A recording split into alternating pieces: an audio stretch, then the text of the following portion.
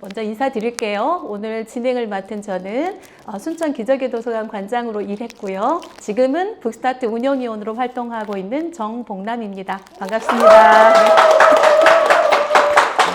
감사합니다. 그 북스타트 아기 그림책을 이야기하다라는 주제로 저희가 사전 강연을 3번을 진행을 했습니다. 그래서 한국의 아기 그림책에 대해서 이야기 나눴고요. 그리고 독자와 양육자의 변화에 대해서 이야기 나눴고, 오늘의 아기 그림책에 대해서 살펴봤습니다. 한국 북스타트 20주년은 아기 그림책 20년과 역사를 함께 합니다. 그래서 정말 우리 아기들에게 예술 그림책을 주려고 노력했고, 사회적 지원을 아끼지 않았던 게 북스타트 코리아였죠.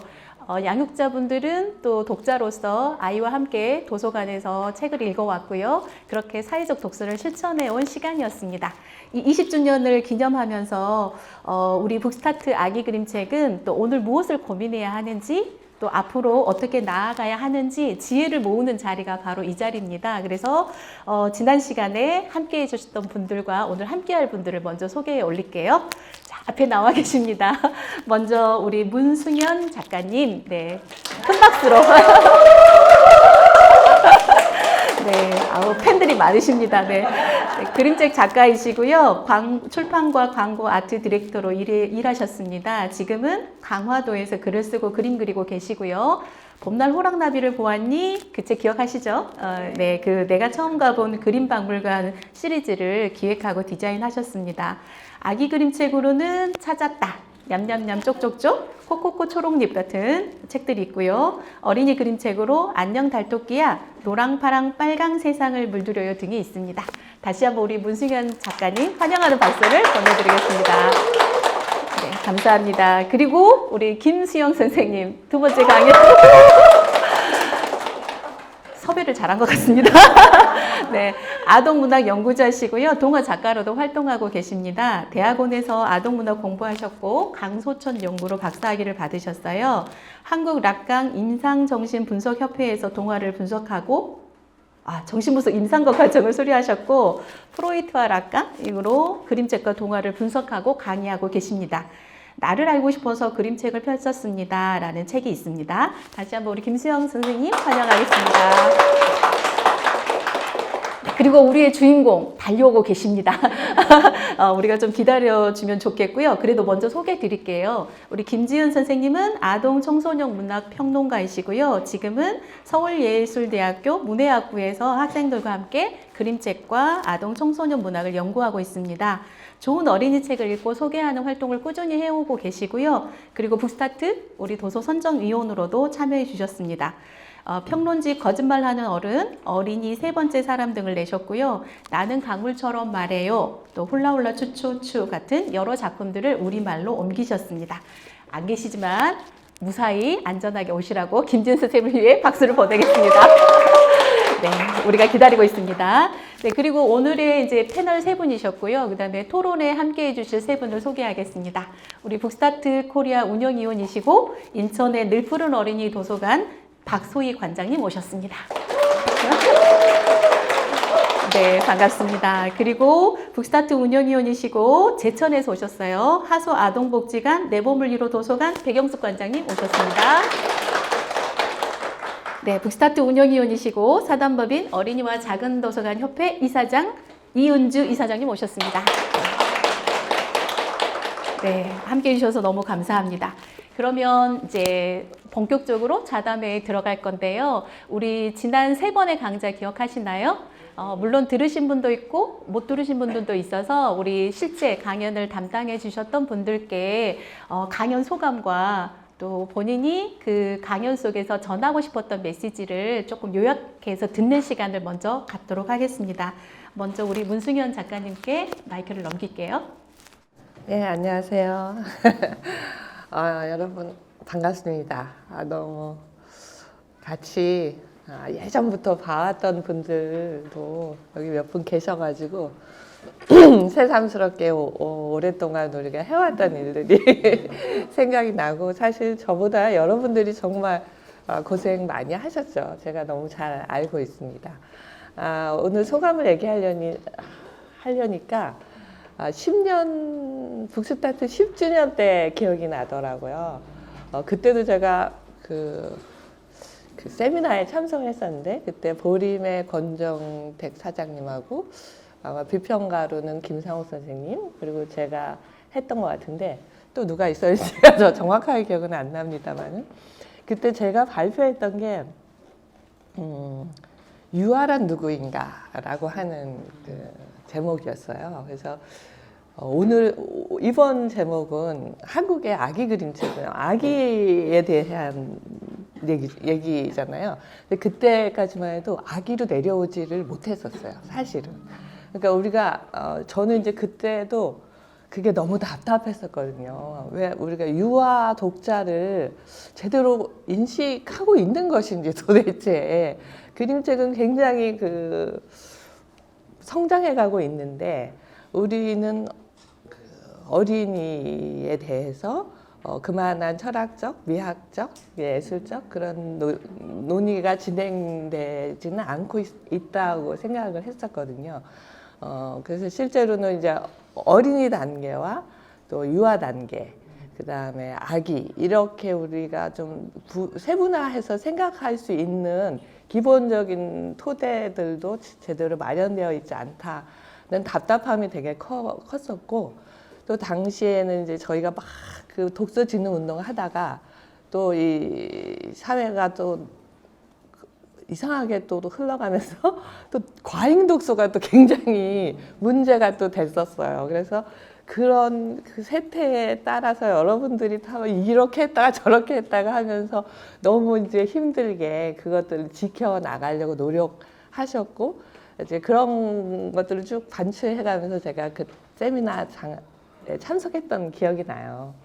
근데 이번에는 그래도 우리가 조금 더 진전해서 여러분들이 볼 때는 어떤지 모르겠지만 제가 볼 때는 굉장히 많이 발전한 것 같아요. 그러니까 왜냐하면 이제 아기를 얘기할 수 있을 정도가 됐고 물론 그렇다고 해서 우리가 다른 것들이 다 해결된 건 아닙니다만은 그리고 또 이렇게 세분화된 이야기 그러니까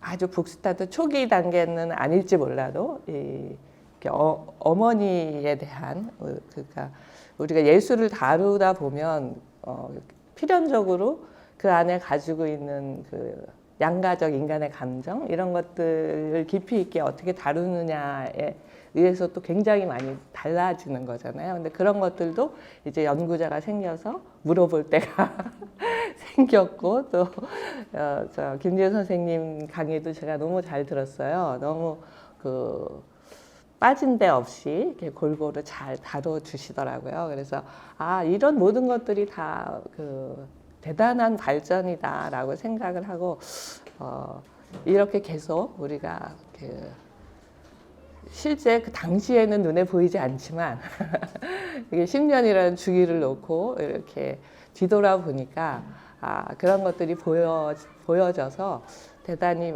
기쁘고 또 그 친구들을 여기서 또 저도 마찬가지고 같이 이렇게 축하할 수 있어서 너무 감사하다는 생각이 들었습니다. 그리고 제 강의도 요약해야 되나요? 좀 먼저 네 소감 먼저 말씀해 주셔서 감사합니다. 그러네요. 또 10년 전의 모습을 또 떠올려 주셔서 그래 우리가 그때는 유아를 얘기했는데 이제 아기를 얘기하는 시대가 되었구나라는 거 어쨌든 진일보가 아닌가라고 말씀해 주셔서 감사합니다. 우리 김수영 선생님 소감 먼저 한번 들을까요? 네, 안녕하세요. 김수영입니다. 저는 처음에 여기 그 북스타트 코리아에서 연락이 왔을 때 약간 의아했어요. 아기 그림책 얘기하는데 이 양육자의 심리 이런 거가 어울리나? 뭐 하는 생각이 들었고 또 제가 이제 그동안 계속 공부를 하면서 사실은 이제 성인이 그러니까 그 이제 그 어떤 인간의 정신적 구조가 계속 이렇게 살아가는데 얼마나 이게 우리에게 영향을 미치나 이런 부분에 관심이 많이 있었기 때문에 그런 어렸을 때 생성된 그런 구조 때문에 결국은 우리가 삶이 힘들어지기도 하고 또 뭐 이럴 수도 있구나 뭐 이런 거를 생각하면서 이제 더 그 락강에 빠져들었던 건데 그래서 그런 락강을 이제 그림책이나 동화를 통해서 분석하고 그걸 전하고 하는 작업을 주로 해왔기 때문에 갑자기 아기 그림책? 아기하고 연결하라고 약간 좀 당황스러웠었어요. 그런데 생각해 보면 이제 그게 결국은 그 아기를 키우는 건 어머니고 그 어머니와 아기와의 관계, 물론 이제 제 책에도 그런 게 있습니다만 거기서부터 시작되는 게 굉장히 크기 때문에 이게 또 잘 얘기하면 연결이 되겠구나라고 했는데 망했죠. 지난번 강의에서. 한 시간 30분으로 얘기를 하시니까 2시간 생각했다가 당황스러워서 1시간 30분 해야지. 그런데 1시간에 끝난 거예요. 얼마나 말을 빨리 하고 얼마나 많이 빼먹었는지. 그래서 끝나고 나서 에이씨 망했네 이러면서 제가 그런 생각을 했는데 그러면서 이제 저도 강의하고 그리고 그날 이제 줌으로 모였지만 굉장히 많은 분들이 굉장히 관심을 많이 가지고 있고 아기 요즘에 뭐 이제 막 그 잘 안 낳고 아기가 뭐 줄어들고 하는 와중에서도 그 순간에 그걸 느꼈어요. 너무 사랑하기 때문에 아이를 안 낳는다. 그런 생각. 그러니까 내가 아이를 낳았으면 그 아이, 옛날처럼 그냥 아무 생각 없이 애를 낳는 게 아니라 내가 낳았으면 책임져야 하고 완벽하게 키워야 하는데 그런데 그게 자신이 없으니까 그렇게까지 나는 못하겠어 라고 하니까 아이를 안 낳는 거 아닌가?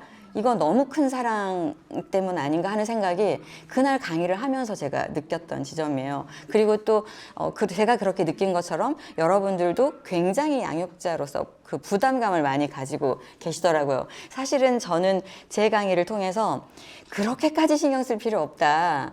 애는 사실은 저절로 큰다. 처음에 아기 때 완전히 사랑을 주고 때가 되면 분리를 해서 지가 알아서 크게 해야 된다라는 그런 말로 부담을 덜어드리고 싶었는데 제 강의를 듣고 훨씬 부담을 가지셨다는 거예요. 이건 뭐지? 제대로 망했네? 이런 생각. 그런 생각을 하면서 그러면 이제 오늘 그 사전 질문과 이런 것들을 엮어서 어떻게 좀 더 여러분의 마음을 풀어드려야 하나? 이런 생각을 하면서 많이 생각을 하면서 왔습니다. 이제 그런 것들은 조금 있다가 사전 질문을 제가 다시 강의를 드리면서 다시 한번 말씀을 드리려고 합니다. 네, 감사합니다. 네, 그 사이에 우리 김지은 쌤이 오셨어요. 아까 우리가 기다리는 동안 박수를 보내드렸지만 다시 한번 환영의 박수를 보내드리도록 하겠습니다. 너무 죄송합니다. 와주셔서 감사합니다. 지금은 저희가 이제 세 분의 패널들께 지난 사전 강의 때 소감을 듣고 있었거든요. 그래서 김지은 선생님이 강연하신 소감을 잠깐 들려주시면 감사하겠습니다. 네, 저는 이제 아기 그림책 이야기를 드리면서 지금 2023년인데 2023년도까지 아기 그림책이 북스타트에서 어떤 식으로 발전해 왔는지 이 얘기를 좀 드렸어요. 그래서 저희가 처음 이제 북스타트의 아기 그림책 꾸러미를 만들기 시작할 때의 그 좋은 아기 책의 기준으로부터 이미 선정된 책의 흐름을 보면 약간 변화가 느껴진다. 그래서 그 변화를 한 몇 년 단위로 이렇게 쭉 선정된 책의 특색 같은 걸 같이 얘기를 하는 시간이었거든요. 그리고 마지막에는 다른 나라에서는 그럼 아기 그림책을 어떻게 만들고 어떤 점이 좋다라고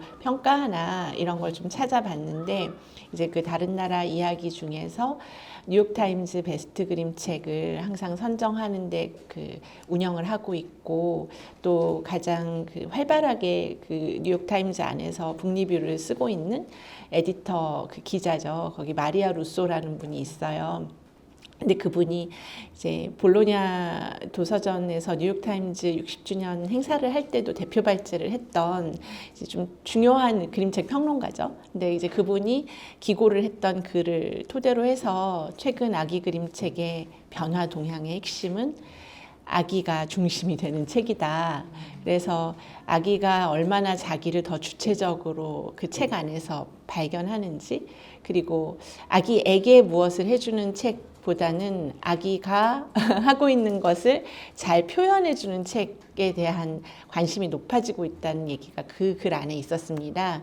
근데 이건 비슷한 문제 같은데 상당히 다른 것인 게 저희가 늘 아기를 위하여 아기에게 또 아기들이 좋아하는 이런 식으로 이제 그렇게 많이 얘기를 했었는데 여기서는 아기 그림책에 아기의 생활이 얼마나 나오는가 그리고 아기들은 대부분 이제 2023년에는 기관에 가서 사회생활도 하고 또 놀이터에 가면은 또래들을 본다는 거죠. 근데 저희가 이제 오랫동안 그 피아제의 발달심리 이론을 바탕으로 생각을 할 때 만 6세 이전까지의 발달 과정에서 그렇게 사회적 관심이 높을까 뭐 이런 생각을 많이 해왔던 거거든요. 근데 이제 그것에 대한 좀 다시 반성적 질문을 하는 것 같고, 과거의 아기들보다 훨씬 더 사회적 활동을 많이 할 수밖에 없는 지금의 아기들은 관계에 대한 인지나 또 거기에 대한 반응도 다르기 때문에 이제 그 부분이 아기 그림책 안에 좀 담겨야 된다, 그런 얘기가 많았어요. 그리고 이제 그 나머지는 일반적인 그림책의 변화 동향에서 뭐 다양성이라든가 이제 이런 얘기이고, 그래서 저도 그 글을 읽고 이제 발제 준비하면서 약간 내가 얼마나 요즘에 변화한 아기의 생활에 대해서 예민하게 감각하지 않았나 이런 생각이 들었거든요.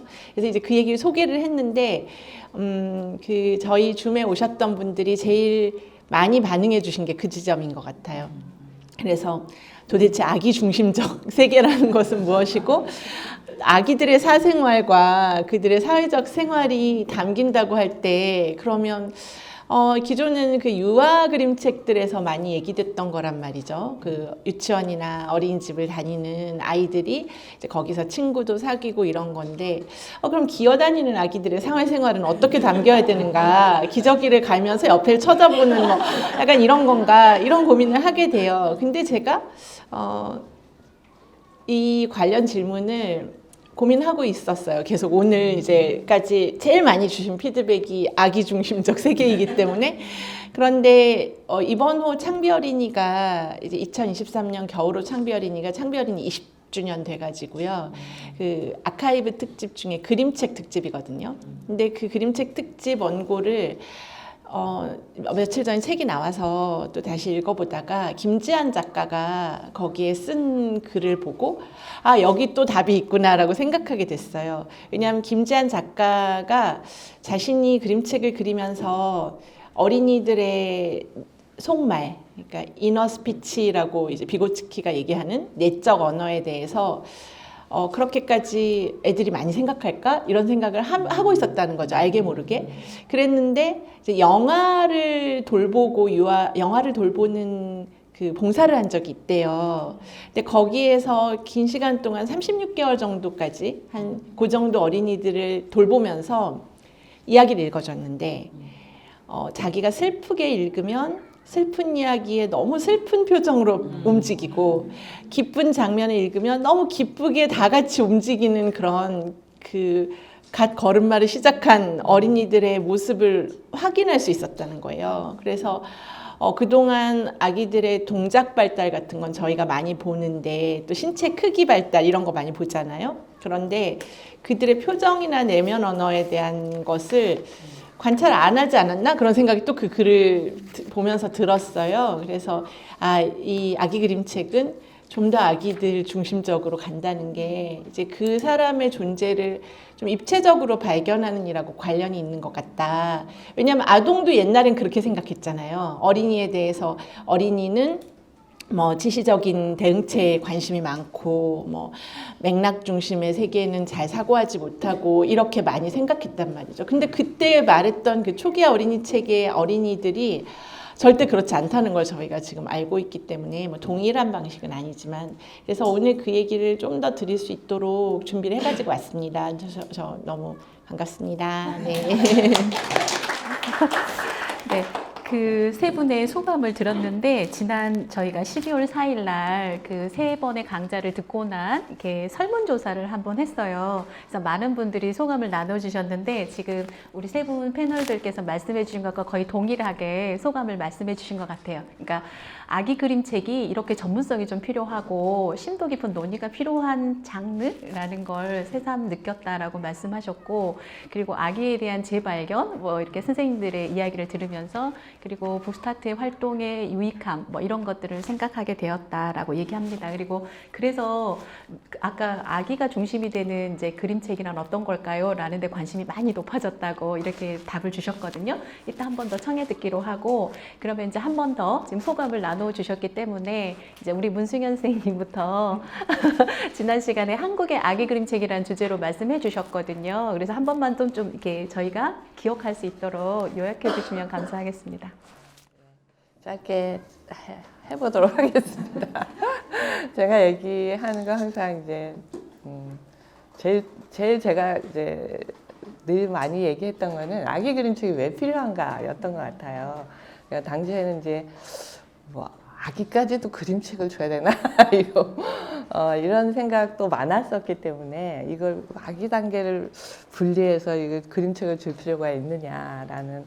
근데 이제 저희가 합당한 대답을 했었어야 된 것 같아요. 근데 저는 이제 그것을 아주 쉽게 생각할 때 책이라고 하는 것이 놀잇감과 왜 다른가라고 하는 데서부터 이제 그 엄마들을 설득해 왔었다고 생각이 되는데,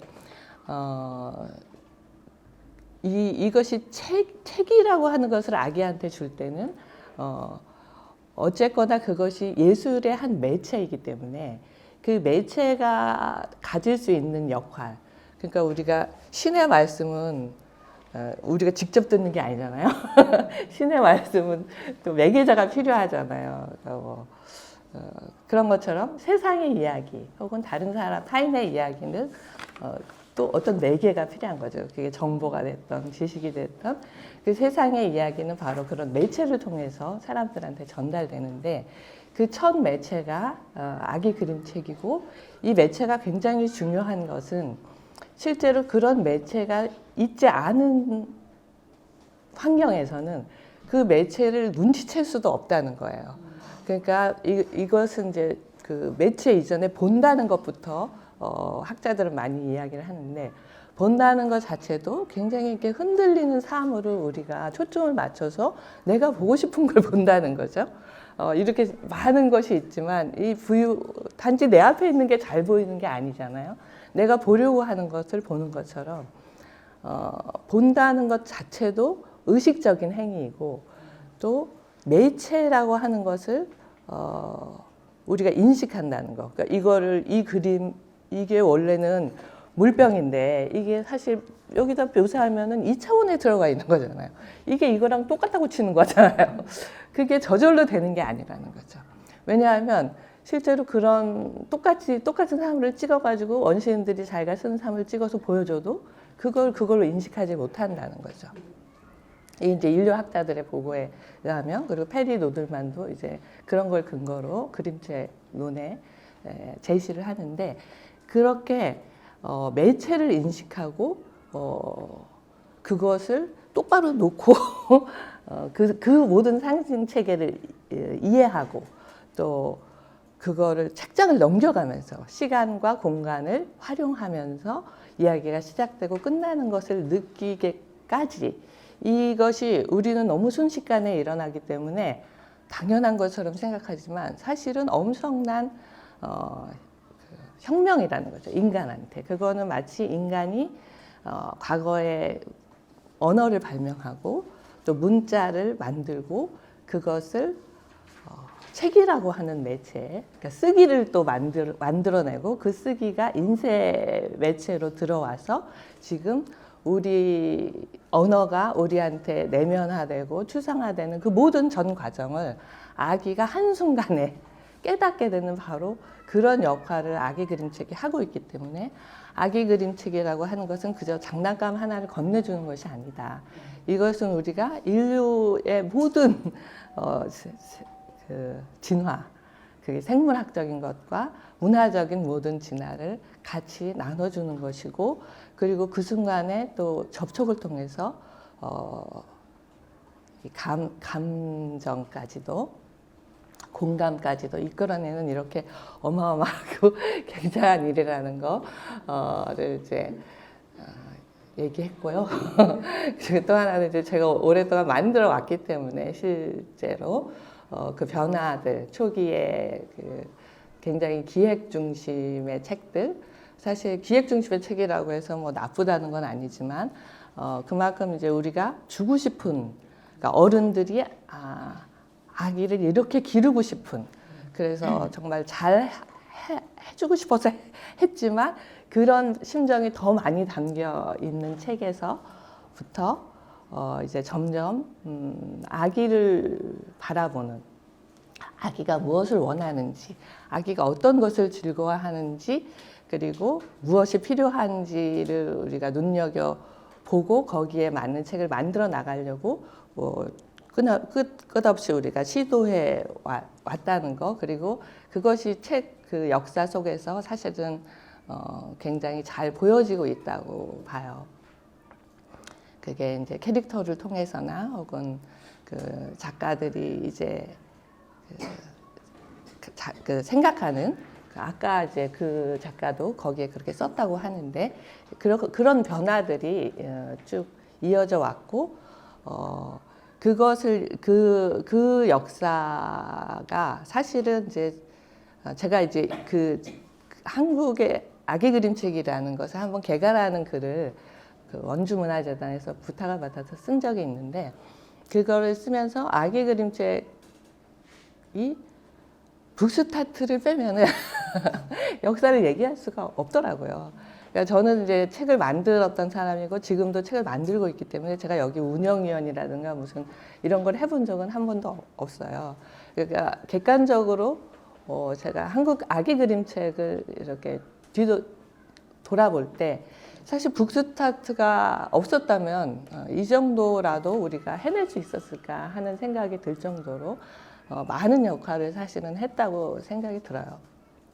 그리고 그렇게 이제 책이 아기에 대해서 집중해주고 또 그 구체적으로 구매를 해주고 그래서 출판계에도 실제적인 도움이 됐기 때문에 그 아기 책들이 또 많이 그 사이에 개발이 됐고 그 과정 그리고 그것이 또 많이 배포가 됐고, 그래서 그 과정도 또한 대단히 중요했다 우리 사회에서. 그리고 그 과정을 통해서 우리가 그 아기 책이라고 하는 것이 사실 이제 책으로서도 중요하지만 공공의 복지나 또 평등에도 대단히 기여할 수 있다는 것을 알게 됐던 것, 이 모든 것들이 참 감사하다라는 생각도 들었고요. 그런 이야기들 하면서 이제 제 얘기 했던 것 같아요. 그리고 한 가지 그래서 북스타트가 이제 그 변해오는 과정에서 이제 크게 2007년에 그 세분화했던 것, 연령을 세분화했던 것, 그리고 또 2018년에 이제 그 선정 주기를 짧게 바꿨던 것, 이런 것들은 좀 기억할 만하다라고 얘기했던 것 같고, 또 다른 분들 얘기할 때 껴서 또 더 하도록 하겠습니다. 네, 저는 아기 그림책과 양육자의 심리라는 이제 제목으로 말씀을 드렸는데요. 그러니까 일단 아기가 태어나면 가장 먼저 접하는 게 엄마고, 그러니까 그 엄마라는 존재가 이제 최초의 양육자인 거죠.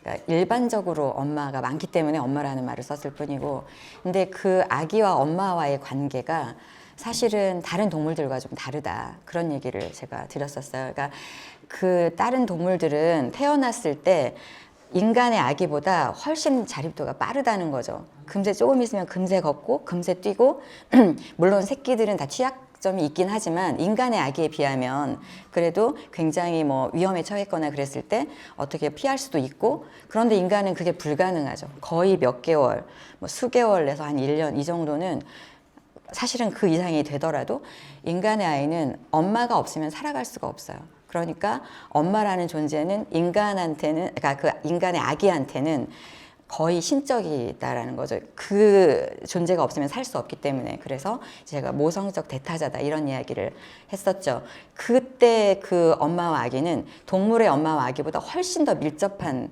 그런 관계가 되겠죠. 굉장히 밀접한 상태에서 이제 거울 단계가 일어나고 그 거울 단계에 대해서 논란이 많아서 이따가 사전 질문 때 제가 제대로 전달이 안 된 것 같아서 사전 질문 때 좀 더 이제 정확하게 말씀을 드리기로 하고요. 어쨌든 그런 거울 단계를 지나면서 아이가 자아를 형성합니다. 그리고 그때 엄마의 영향이 들어가는 거고요. 자아를 형성하고 그 거울 단계를 지나서 자아를 형성하는 그 시기부터가 이제 이미지를 제대로 파악하게 되는 시기죠. 자신의 신체적인 이미지가 완성되는 시기이기도 하고, 그러니까 원래는 완성이 안 된 거죠. 아직 몸도 제대로 못 움직이고 그 거울 단계를 지날 때가 6에서 8개월 정도 시기인데 사실 걷지도 잘 못하고 내 마음대로 움직이지 못하는 때라서 신경적으로나 이럴 때는 완성이 안 됐지만 거울 속에 내 모습을 봤을 때는 완성된 모습인 거예요. 그래서 그때부터 이미지의 어떤 완성된 이미지, 완성된 신체 이미지를 갖게 된다는 거죠. 그리고 그 시기부터 이제 세상의 모든 것들을 이미지로 파악하기 시작하는 거죠.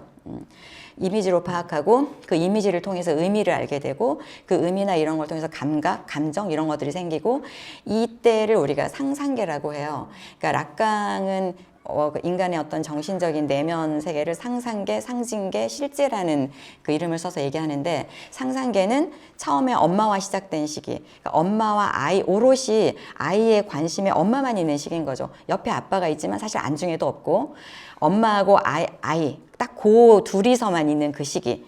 그러면서 그 안에서 이미지로 세상을 파악하는 시기.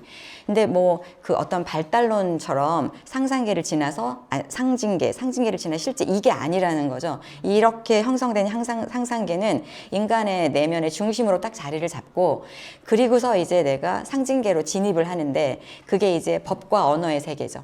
그래서 집에서는 아무 데나 똥 싸도 됐지만 학교에 가면 그러면 안 되는 거죠. 화장실에 가서 싸야 되고 먹을 때도 아무 데나 내가 먹고 싶으면 먹었지만 아침, 점심, 저녁 시간 지켜서 먹어야 하고 이런 어떤 법의 시스템, 언어의 시스템에 내가 맞춰서 살게 되는 그걸 이제 상징계라고 해요. 실제는 언어로 표현할 수 없는 세계가 내가 그렇게 원래 엄청나게 자유로운 인간이었는데 상징계에 진입해서 살려면 누락되는 게 반드시 있겠죠. 내 마음대로 못하는 부분들 그런 부분들은 다 억압돼서 무의식으로 들어가는데 그 무의식의 핵이 이제 실제다 이렇게 얘기를 합니다. 그래서 인간의 세계는 내면 세계는 상상계, 상징계, 실제가 같이 있는 거죠. 그래서 그게 마치 우리 옛날에 복사하려면 지금처럼 쉬운 게 아니고 먹지 대고 복사를 하잖아요. 그러면 위에서 꾹 눌렀으면 밑에까지 이렇게 연결이 되잖아요. 그런 것처럼 각각의 세계에서 내 생활이 다 영향을 미치는 거예요. 그러니까 상징계에서 생활하고 있는 게 상상계, 그러니까 상상계에 영향을 미치고 또 실제에 영향을 미치고 실제가 또 상징계에 영향을 미치고 이런 어떤 상황에서 우리가 살게 된다. 근데 그 중에서 이제 엄마와 아이의 그 아기 그림책을 읽는 그 시기는 상상계의 시기이다. 그런데 이때는 완벽하게 엄마로부터 보호받는 시기잖아요. 여기서 이제 약간 균열이 생기기 시작하는 게 뭐냐면 엄마가 잠깐씩 내 앞에서 사라지는 거죠. 그러니까 이제 언제까지나 24시간 엄마가 아기를 돌볼 수는 없죠. 때가 되면 뭐 짧게는 밥 먹으러도 가야 되고 전화 받으러도 가야 되고 길게는 직장에도 가야 되는 거예요. 하루 종일 엄마가 없을 수 있어요. 그리고 저녁에 나타나죠. 그럼 아이는 이게 언어 의사소통이 안 되는 시기이기 때문에 엄청 불안해지죠. 나를 보호해야 되는 그런 엄마가 내가 저 사람이 없으면 내가 죽을 수도 있는데 사라지잖아요. 굉장히 불안하죠. 그랬다가 나타나면 나타났네, 다행이다, 또 사라지고 나타나고 이게 이제 반복이 되는 거예요. 그러면 이제 아이는 언제 사라질지 알 수 없고 언제 나타날지 알 수 없으니까 생각이라는 걸 하게 되는 거죠. 왜 사라지지 도대체? 나만 있으면 되는 거 아니야? 나만? 그래서 왜 사라지지? 뭐 이러면서 이제 생각의 크기가 이제 점점 커지기 시작하고 그러면서 이제 아버지를 발견하게 된다. 저 인간 때문이구나. 저 인간 때문에 자꾸 사라지는 거네. 아빠가 오면 아빠한테 쪼르르 가고 나보다 저 인간이 더 나은 거야? 뭐 이렇게 되는 거죠. 그래서 저 인간보다 더 나은 내가 돼야겠다. 엄마한테 확실히 잘 보여야겠다. 이러면서 엄마의 욕망에 이렇게 되게 몰입하는, 그래서 엄마 말을 잘 듣는, 그러면서 그 시기가 그러니까 이제 오이디푸스 컴플렉스인 거야. 저 아버지 죽었으면 좋겠어. 오이디푸스 신화에 맞대어서 프로이트가 얘기한 그런 시기인 거죠. 그러면서 이제 자칫 잘못하면 엄마의 욕망에 종속될 수가 있다가 그 시기부터는 그 전까지는 엄마가 완벽하게 사랑해줘야 하지만 모든 걸 완전히 줘야 하지만 이제 그 시기가 되면 분리되어야 한다는 거죠. 그러면서 이제 세상에 나가는 거죠. 락강이 얘기하는 상징계라는 곳으로 내가 진입을 해야 되는 그런 시기가 됐다. 그래서 제가 그 이제 엄마와 완전히 몰입하는 그 시기에 어떤 파도야 놀자라는 그림책을 보여드렸고, 사실 제가 이제 빠뜨린 게 있는데, 그렇게 불안할 때, 그럼 불안하다고 엄마는 어떻게 해야 돼? 사실은 아이가 그 불안을 극복하는 거죠. 그러니까 이제 그 뭐 다른 심리 이론에서는 분리불안이라고 하죠. 엄마하고 떨어지면 아이가 울고 막 난리 나잖아요. 그렇게 불안할 때 아이는 놀이를 생각해낸다고 프로이트가 얘기를 하죠. 그래서 실패놀이라고 해서 실을 감아놓은 실을 잡고 실패를 던지는 거예요. 던져서 실패가 안으로 들어가면 오 하고 막 놀랬다가 잡아다니면서 그러니까 이게 독일어로 저기 있네 뭐 이런 얘기를 해요. 그걸 프로이드는 포르트 가버려 한 다음에 그러니까 자기가 실패를 보내고 자기가 끄집어 당기면서 여기 있네 안심하고 이런 놀이를 한다는 거죠. 이건 뭐냐면 엄마가 예측하지 못하는 상황이 사라지는 게 아니라 내가 보내고 내가 불러들이겠어 이러면서 위안을 삼는다는 거예요. 근데 그걸 이제 프로이트는 포르트다 놀이라고 얘기했지만 일상에서 그런 게 많다는 거죠. 우리가 딱 그 실패가 반드시 있어야지만 그 놀이가 되는 게 아니라. 그래서 그 파도야 놀자에서도 경계선이 있었죠.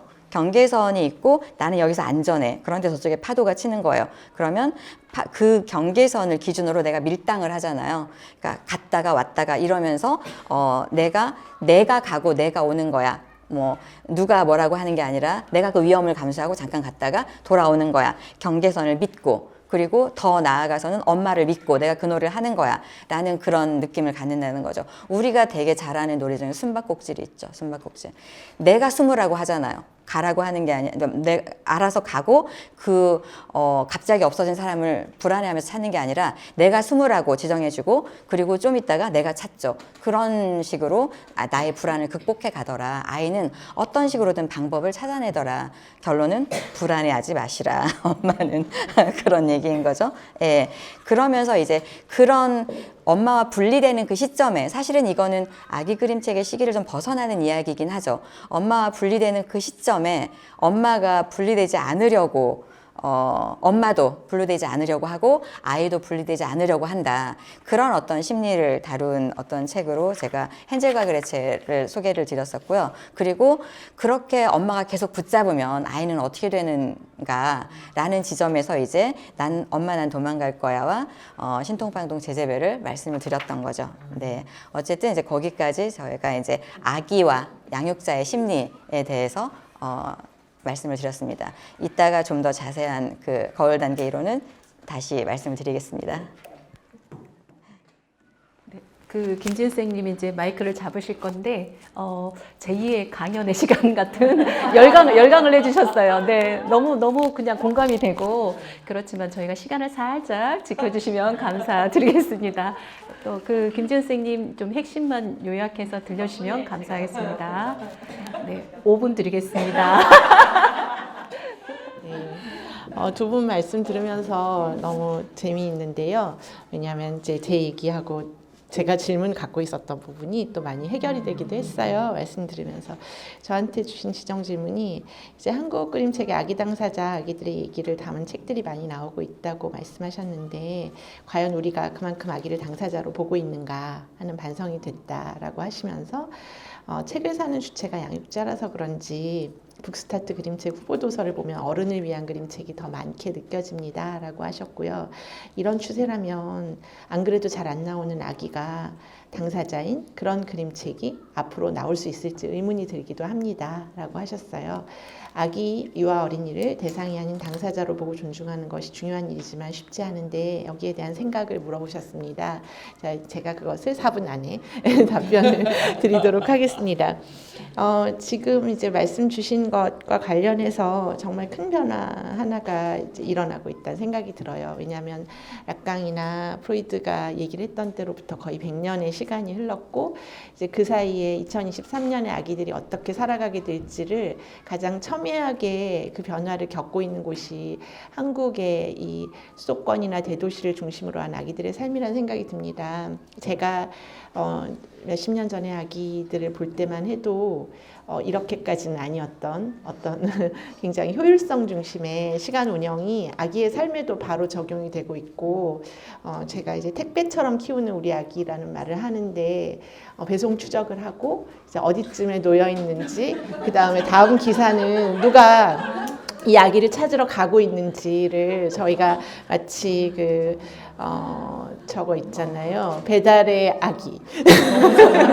네, 배달의 아기가 어디쯤 움직이는지를 확인하는 것처럼 이제 아기 스스로 움직이지 못하지만 계속 이동과 어떤 탁송의 시스템 속에 아기를 키우고 있죠. 근데 그런 가운데 이 아기들이 지금 이제 김수영 선생님 말씀하셨던 온전한 그 자기 자아 발달 단계의 과정이 실은 락강이 상상하던 시절하고 너무 많이 달라진 거예요. 일단 아시다시피 주양육자가 이제 누구인가를 과연 모성이나 엄마라는 말로 지금 약간 비유적으로 사용하고 있는 건데 이젠 이 비유조차도 너무 낯설어져 가지고 저희가 이 비유를 바꿔야 된다고 락강한테 허락을 받아야 될 것 같은 그런 생각이 들어요. 왜냐하면 저희 안에서 인식적으로 계속 충돌하는 거예요. 엄마가 주양육자인데 아버지가 나타나면서 아버지를 향해 간다라고 하면 과연 지금 그런가라고 할 때 이게 너무 가정마다 상황이 달라서 저희가 이걸 가족 다양성이라고 부르죠. 그리고 양육 주체가 굉장히 많이 다층적으로 지금 하나의 양육자인 것처럼 행동하고 있는 상태인 거예요. 그래서 뭐 조부모가 오후 3시간을 담당하고 뭐 오전 3시간은 아기 돌보미 분이 오셔서 진행을 해주시는데 아기가 주로 생활하는 긴 시간은 또 기관이고 이제 그런 기관에서 그럼 아기는 누구에게 초점을 두고 자기의 어떤 시간과 자기 자아를 구성해 나갈지 그리고 선생님께서 이제 6에서 8개월 거울 단계 얘기하셨지만 저희가 이제 자아를 구성하게 되는 가장 큰 시점을 이제 배변 훈련하고 굉장히 관련을 많이 두고요. 그래서 18에서 24개월 사이에 이제 거울도 중요하지만 배변의 과정도 중요하다고 얘기를 하는데 지금 저희가 배변이 제 강의 때도 말씀드렸지만 굉장히 늦어져요. 왜냐하면 기관에서 일일이 이 아이의 배변을 해결 못하기도 하고 일회용품의 발달하고도 관련이 있어요. 예전에 왜 기저귀를 빨리 뗐느냐, 빨기 힘드니까 빨리 뗀 것도 있는 거죠. 근데 지금은 어떻든 돈을 좀 들이면 계속 배변을 아기가 원하는 시기까지 늦게까지 훈련을 늦출 수가 있어요. 뭐 이런 문제들. 그리고 이제 아기가 타인을 만나고 타자를 만나는 1차적 시기로 보통 셀프 아이덴티티, 그러니까 자아 형성할 때 동생의 출현을 들거든요. 그래서 동생이라는 가장 적대적이면서 확실한 타자가 이제 출발하면서 동생을 향해서 움직이는 양육자들과 주위 사람들의 관심이 아기로 하여금 박탈감을 느끼게 하고 그게 이제 타자와 자기를 구분하게 되는데 중요한 역할을 하는데 요즘 동생이 태어나지를 않습니다. 예. 그리고 동생은 태어나지 않지만 양육자가 관심을 갖는 또 다른 그 타인이 바로 휴대폰 같은 것들이에요. 그러니까 양육자가 너무 긴 시간 자기의 말을 듣지 않고 거기 집중하고 그게 울리면 바로 움직이고 똑 이렇게 하면은 바로 움직이는 그 상대가 예전에 이제 동생이 엥 울면 이제 양육자가 막 움직이면 아, 저 동생하고 나 사이의 차이를 알게 되는데 그 온전하게 유아론적인 자기 중심의 세계를 갖고 있던 아기가 타인하고 자기를 구별하는 과정 자체가 지금 너무 많이 환경이 변하고 있다는 것을 저희가 연구를 해야 될 것 같아요. 그래서 그런 연구가 근데 언제 이루어지겠습니까? 굉장히 멀고 근데 그것을 하고 나서 아기 그림책을 만들면 저희가 너무 늦으니까 저희가 굉장히 선진적인 모임을 여기서 하고 있다 이런 생각이 들었어요. 그래서 이제 거기서 그 얘기 하거든요. 마리아 루소가 아기가 가장 사랑하는 그림책의 주인공은 자기 자신이다. 근데 그걸 마이셀프라고 하지 않았어요. 왜냐하면 나 자신이 아니라 themselves라고 그랬거든요. 그들 자신이다. 저는 거기가 너무 중요한 포인트라고 생각하는 게 저희가 과거에 키우던 때보다 너무 빨리 사회생활을 시작한 우리 아기들이 이게 사실 자본주의적인 양육 방식의 결과물이거든요. 저희가 뭐 꼭 이렇게 살고 싶어서 아기를 일찍부터 떼어놓는 게 아니라 육체적으로도 정서적으로도 양육자하고 전혀 분리가 되지 않은 그 아기를 당장 3개월 뒤에 복직을 해야 되니까 이제 떼어서 보낸단 말이에요. 이거는 자연적인 수유 생활기간하고 관계없이 젖을 떼는 거하고 너무 비슷한 건데 이제 그런 상황에서 댐셀브즈를 만나게 되는 그들 자신을 만나게 되는 아기들이 과연 이 사회에서 나름대로 자기 방식으로 또 살아나려고 노력을 할 거고 전 너무 불안해하시지 않아도 된다는 데는 동의하지만 저희가 이 상황과 지금 절차를 모르고 있는 거예요. 그러니까 과거에 그 엄마와의 밀착된 양육 방식이 아니었기 때문에 이 아기가 힘들어하지 않나라는 식으로 거꾸로 추정을 한다든가 또 거기에 너무 많이 매달려서 사실 나는 과거 양육자 스타일로 살 수 없는 엄마인데 내가 그 엄마가 아니라는 사실이 죄책감으로 돌아온다든가 이제 이런 부분들을 저희가 같이 해결해 나가야 되겠다라는 생각이 들어요. 그래서 저는 아기 연구는 굉장히 중요하고 그것을 북스타트가 아니었다면 저희가 이런 얘기를 과연 이렇게 선진적으로 할 수 있겠는가 그런 생각이 들고요. 저는 그런 점에서 어른들을 위한 그림책이 많이 나오는 게 두 가지 측면인데 하나는 그동안 그림책의 독자로 별로 주목받지 못했던 어른들이 이제 자기 자신을 위한 그림책을 많이 욕망하게 됐어요. 그리고 그 욕망에는 두 가지 결이 있는데 하나는 정말 그림책을 모르다가 그림책의 매력을 알게 된 게 하나 있고 저희 때는 없었으니까 또 하나는 분리를 유예하고 있는 성인들이 늘어나고 있는 거예요. 그래서 끊임없이 아기 그림책까지는 아니더라도 그림책의 악의적 측면과 자기를 유대를 주고 싶어 하고 만약에 제가 30살인데 계속 그 학교 회사에 출근할 때마다 그 아기 담요를 갖고 다니면 굉장히 이상하게 취급을 받겠지만 그림책을 가방에 넣고 이렇게 읽고 있으면은 굉장히 그 힙한 어른처럼. 네.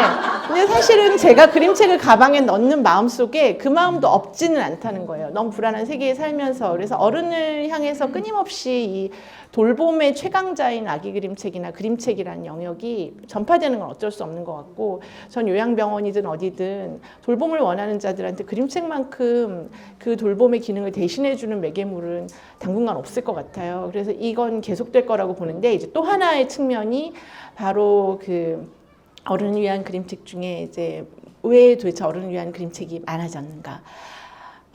저희가 뒤는 다 던지고 성장하거든요, 사람이. 그러니까 뒤를 돌아보지 않고 성장하면은 자라는 중인 거고, 뒤가 자꾸 돌아봐지면 늙은 거예요. 근데 저희가 회상을 하고 어린 시절을 돌아보는 건 상당히 어떤 성장기를 지나야만 그게 가능하고 그 전까지는 뒤가 중요한 게 아니라 지금 앞이 많잖아요. 그래서 거길 가려고 뒤를 자꾸 망각을 하는데 총 데이터 중에 이제 뒤를 지우고 나오는 사람들이 앞을 향해서 막 가면 뒤가 잘 기억이 안 나서 본인이 지금 13살부터 넘어온 지가 10년밖에 안 됐는데도 23살한테 아기 때 어땠냐고 어린이 때 어땠냐고 물어보면 하나도 생각 안 난다 그러거든요. 그리고 너무 옛날이라고 말하는데 니네가 옛날이면 53세는 어떻게 아기를 어린 시절을 회상하겠니? 이런 생각이 들지만 사실 그런 거예요. 그럼 이 사람들은 어른을 위해서 가죠. 어른을 위한 길로 가면서 거기를 억지로 돌아보지 않으면 이 창작자의 주된 연령에 있는 사람들이 아기 그림책을 창작할 수가 없어요. 근데 예전엔 양육이라는 어떤 계기를 만나면서 많은 그림책 작가들이 아기를 돌아볼 수밖에 없는 상황이 되고 내 아기를 위하는 마음이라든가 여러 가지를 통해 아기 그림책에 다시 이렇게 거꾸로 돌아서 작업을 했는데 지금 비혼 추세 계속되고 있고 성장 유예되고 있고 그리고 독립 시기는 늘어나고 불안도는 높아지고 그러니까 언제 내가 아기를 위해서 굉장히 힘들게 회전을 할 일이 없는 거죠. 그냥 자기 자신을 위한 그림책을 만드는데도 너무 창작자들이 바쁘니까 작가들이 어린이를 싫어해서 그런 게 아니라 어린이를 볼 이유가 별로 없는 거예요.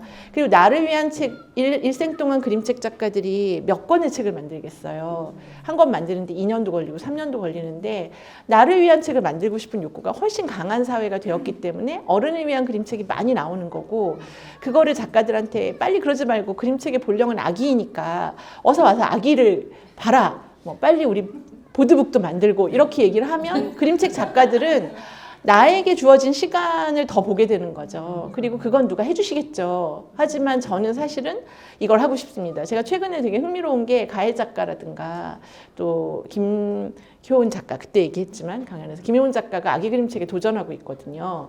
근데 그 가해 작가도 그렇지만 김효은 작가가 특히 그걸 하게 된 데는 양육 경험하고 너무 관련이 깊은 거예요. 내 아기가 크고 있으니까.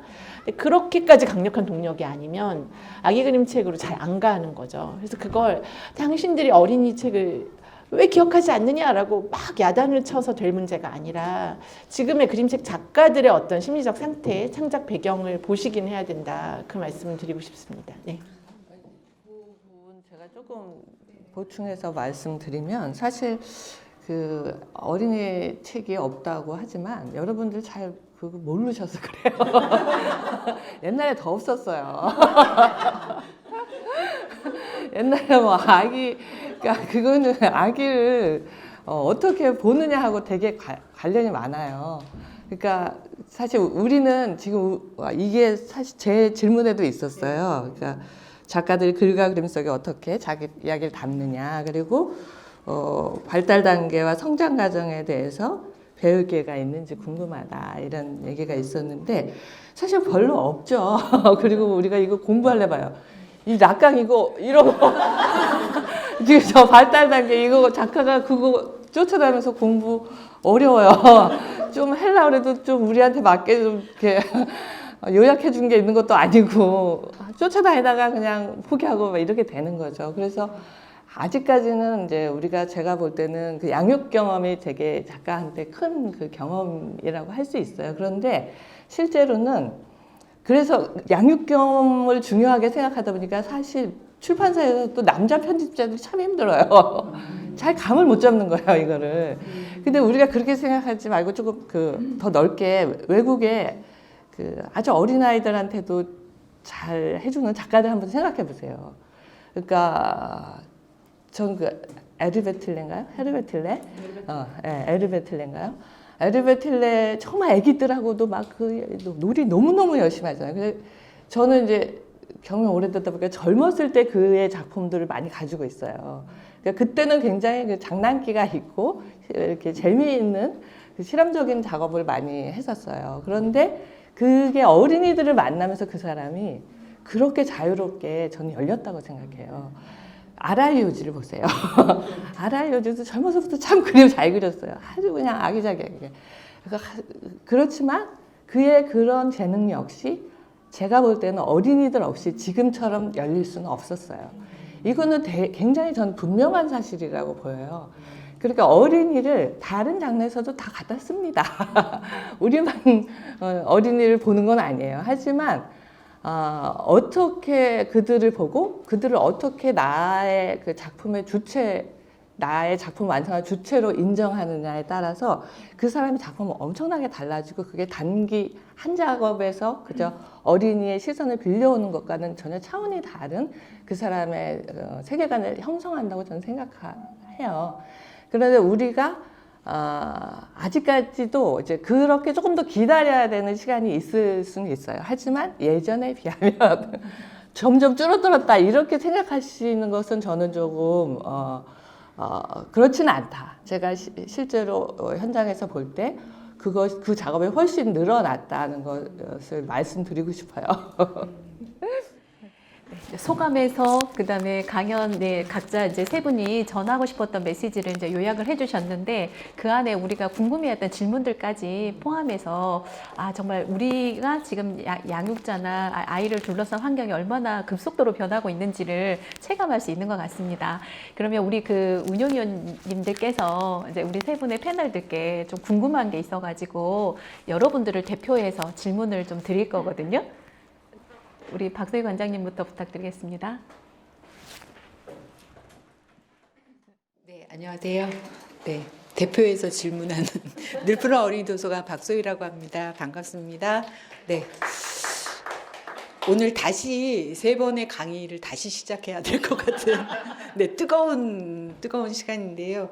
아까 문승현 작가님이 실은 이제 먼저 저희가 드렸던 질문을 요약을 해주시고 답도 좀 해주신 것 같아요. 근데 가장 문제는 저희가 20년이라고 하는 시간 동안 끊임없이 아기 책들을 선정을 했고 각 지역마다 그 선정된 책 중에서 또 선정을 해서 아가들에게 갈 수 있도록 하는 작업들, 그래서 되도록이면 읽어주는 책이 더 많은 가정에서 함께 읽어주게 되기를 희망을 했어요. 그런데 김지은 선생님, 김수영 선생님, 문승현 선생님 다 얘기하셨듯이 저희가 이제 접하고 있는 환경이 디지털 환경이고 그러다 보니까 시간의 속도라고 하는 게 너무 빨라졌어요.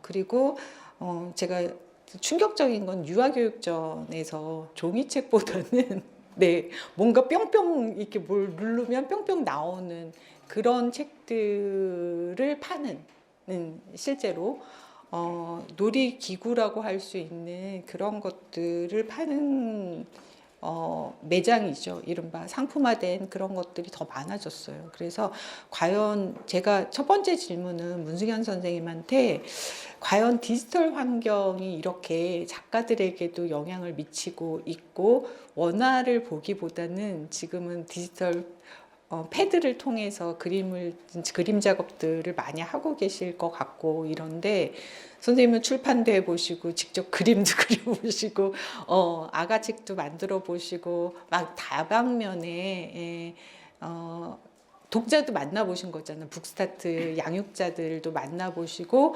강의하시면서 그랬을 것 같아서 이런 변화된 디지털 환경에서 과연 아기 책들은 그런 환경에 그냥 이렇게 적응해서 가야 되는가 아니면 안 그래도 지켜나가야 할 부분이 있는가 이런 것들이 첫 번째 저의 질문입니다. 네. 너무 어려운. 제가 뭐 미래학자도 아니고 제가 뭘 알겠습니까? 많은 사실 이렇게 사회 매체가 변하는 것은 소크라테스도 굉장히 걱정을 했다 그래요. 그러니까 소크라테스 시대에는 이제 구술 시대였잖아요. 구술 시대 철학적인 것도 다 이렇게 말로 전달하다가 갑자기 쓰기로 전환이 되는 거예요. 그러니까 아니 인간의 생각을 어떻게 인간 밖에다 두고 그거를 보존한다면은 인간의 기억력도 다 상실되고 걔가 무슨 반론을 할 수 있느냐, 어떻게 하려고 그런 짓을 하느냐. 소크라테스가 노발대발 굉장히 걱정을 했다고 그래요. 그의 말도 틀린 것은 아니지만 세월이 흐르고 흘러서 지금 이제 이런 책으로 우리가 이렇게까지 우리의 그것들을 나누고 있잖아요. 그리고 또 이제 제가 한 30대 초반, 한 30년 전이죠. 20대 말, 30대 그때도 사실 전자책에 대한 그 우려가 굉장히 컸어요. 출판은 곧 사라질 거다. 그래서 저는 60대 이런 자리에 있으리라고 상상을 못했죠. 그래서 발빠른 친구들은 사실 그때 전자책 만드는 회사를 차리기도 하고 그걸 만들기도 하고 여러 가지 시도가 사실 굉장히 많았습니다. 그리고 출판계에서도 전자책을 한다고 굉장히 많은 지원을 받았던 걸로 저는 알고 있습니다. 그런데 그 30년 후에 제가 지금 이렇게 보면 그리고 또 굉장히 놀라웠던 제 기억이 있는데 그 애플 북에서 그 라이프 온 어스라고 그 지식 정보 책을 이제 컴퓨터에 이렇게 화면에 띄워서 볼 수 있는 책을 그게 나중에 보니까 2013년이라고 나와 있는데 제 기억에는 그 데모가 나온 건 훨씬 더 이전이에요. 제가 그 데모를 처음 보면서 너무 깜짝 놀랐어요. 야, 이 책은 다 죽었다. 이게 뭐 게임이 되냐 이게. 왜냐하면 막 페이지에 막 어떤 건 파고 뭐 막 다큐가 돌아가고 막 한쪽에서는 막 그 자세한 그 모든 그 그림이 막 너무나 자세히 설명이 되고 막 그 한 페이지가 막 너무 다 버라이어티하게 돌아가는 거예요. 지금도 있어요. 그거 굉장히 여러 권으로 그 애플 북에 들어가면 있거든요. 그래서 이거 보자, 이거는 경쟁이 안 된다. 제가 그렇게 생각했어요, 당시에. 그런데 지금 그게 완간이 됐지만 뭐 그렇게 여러분도 잘 모르시잖아요. 그죠? 그러니까 그만큼 이 발전이 우리가 생각했던 것만큼 그렇게 급속도로 이루어지지도 않을 뿐만 아니라 그런데 예를 들어서 생각해 보세요. 북스타트는 10년 만에 엄청나게 10년이 아니고 한국은 2003년에 4년 시작해가지고 불과 몇 년 만에 그 증가폭이 엄청나요. 그러니까 사람들이 저는 공공적 이익을 어느 정도는 조정할 능력이 있다고 생각을 해요. 그래서 우리가 매체가 바뀌는 이거는 어마어마한 일이거든요. 이게 더 민주적이고 더 저렴한 매체로 바뀌어 나가는 거는 막을 수 없는 일이에요. 그리고 나쁜 일도 아니에요. 그거는 우리가 미래 세대한테 맡겨야 되는 일이지 지금 우리가 걱정할 필요가 없어요. 그런데 오늘 우리가 만들어진 이 한 권의 책을 내가 옆에 사람하고 나누는 거는 지금 우리가 할 수 있는 일이고 어쩌면 더 큰 변화를 만들 수 있는 일이에요. 여러분이 하셨던 것처럼. 그래서 저는 오히려 그렇게 말씀드리고 싶어요. 네, 감사합니다. 그러면 우리 백영숙 관장님 질문해 주시겠어요? 안녕하세요. 백영숙입니다. 이렇게 대면으로 만나야 한다라고 하는 거가 아주 절실하게 느껴진 자리였습니다.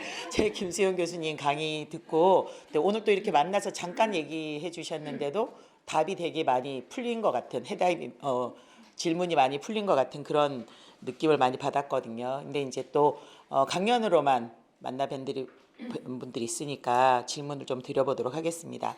저는 아기들이 자기들의 씨앗을 많이 품고 태어나서 그대로 잘 성장한다. 엄마 양육자의 역할이 중요하지만 나름대로 성장하는 힘이 있다. 이렇게 생각을 했었는데 이제 거울 이론 얘기하시면서 엄마들이 명명해 주는 대로 아이들의 자아가 많이 싹튼다라는 얘기를 들으면서 그러면 명명해 주지 않는 그런 자아들은 어떻게 되는 거지 하는 질문이 생겼고요. 그다음에 그거를 우리 아기 책과 좀 연결해 가지고 명명해 줄 수 있는 방법들 이런 것들이 뭐가 있을까. 그래서 이 정신 분석에 대해서 너무 모르다 보니까 그런 거울 이론 이런 것들에 대해서 좀 많은 궁금증이 생겼습니다. 네. 그 아기들이 어떤 그 씨앗을 품고 태어나고 그것들이 자란다. 그거에 대해서는 충분히 동의하죠. 그리고 애들이 신기하게 다 닮잖아요. 내가 싫은 부분까지. 그러니까 나한테 되게 내가 싫어하는 부분을 용케도 찾아서 똑같이 닮고 짜증나지만 어쩔 수 없고 결국은 내 자식 맞네 뭐 이런 생각이 들잖아요. 근데 이제 그 명명한다는 부분에 대해서 제가 이제 너무 굉장히 몰입해서 받아들이셨구나 하는 생각이 들고 제가 그만큼 제대로 설명하지 못했다는 생각이 들어서 거울 단계 이론에 대해서 좀 잠깐 말씀을 드리려고 해요. 그전에 아까 김진 선생님 말씀 드리면서 택배 얘기 엄청 충격적이었어요. 배달의 아기. 근데 들으면서 충격적이면서 또 한편으로 생각해 보면 옛날에 우리가 농경사회이고 했을 때 아기를 키울 때 엄마 혼자 키웠나 하는 생각을 하면 또 그게 그렇지 않은 거죠. 엄마는 일해야 되기 때문에 누군가가 와서 아기 보고 또 보고 이런 식으로 계속 누군가 돌아가면서 아기를 받고 이제 그때와 지금의 다른 점이라고 한다면 그때는 한결같이 사랑으로 돌았는데 지금은 약간 의심스럽죠. 정말 사랑으로 우리 아이를 대해줄까? 왜냐하면 이 자본주의의 원리에 의해서 돈을 받고 뭐 아이를 봐주고 이런 거기 때문에 그런 부분에 대한 불안은 있지만 어떻게 생각하면 비슷할 수도 있는 환경이겠다 하는 생각이 들었고요.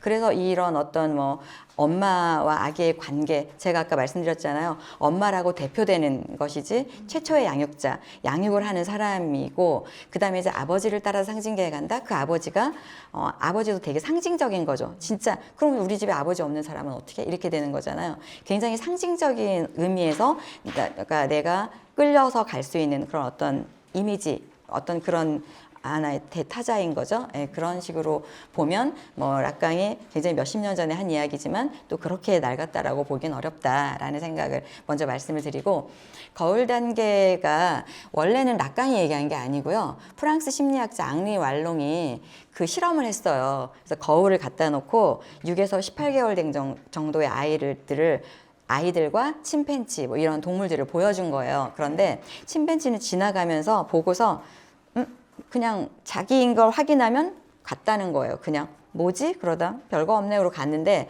아기들은 그 앞에서 막 이렇게 왔다 갔다 하다가 저게 나다라고 인식되는 순간 굉장히 좋아하더라는 거죠. 그래서 그 뒤에 막 거울 앞에서 막 놀고 그런 모습 어렸을 때 많이 보시지 않았어요? 거울 앞에서 애들이 막 뭐 메롱도 하고 이러면서 되게 놀잖아요.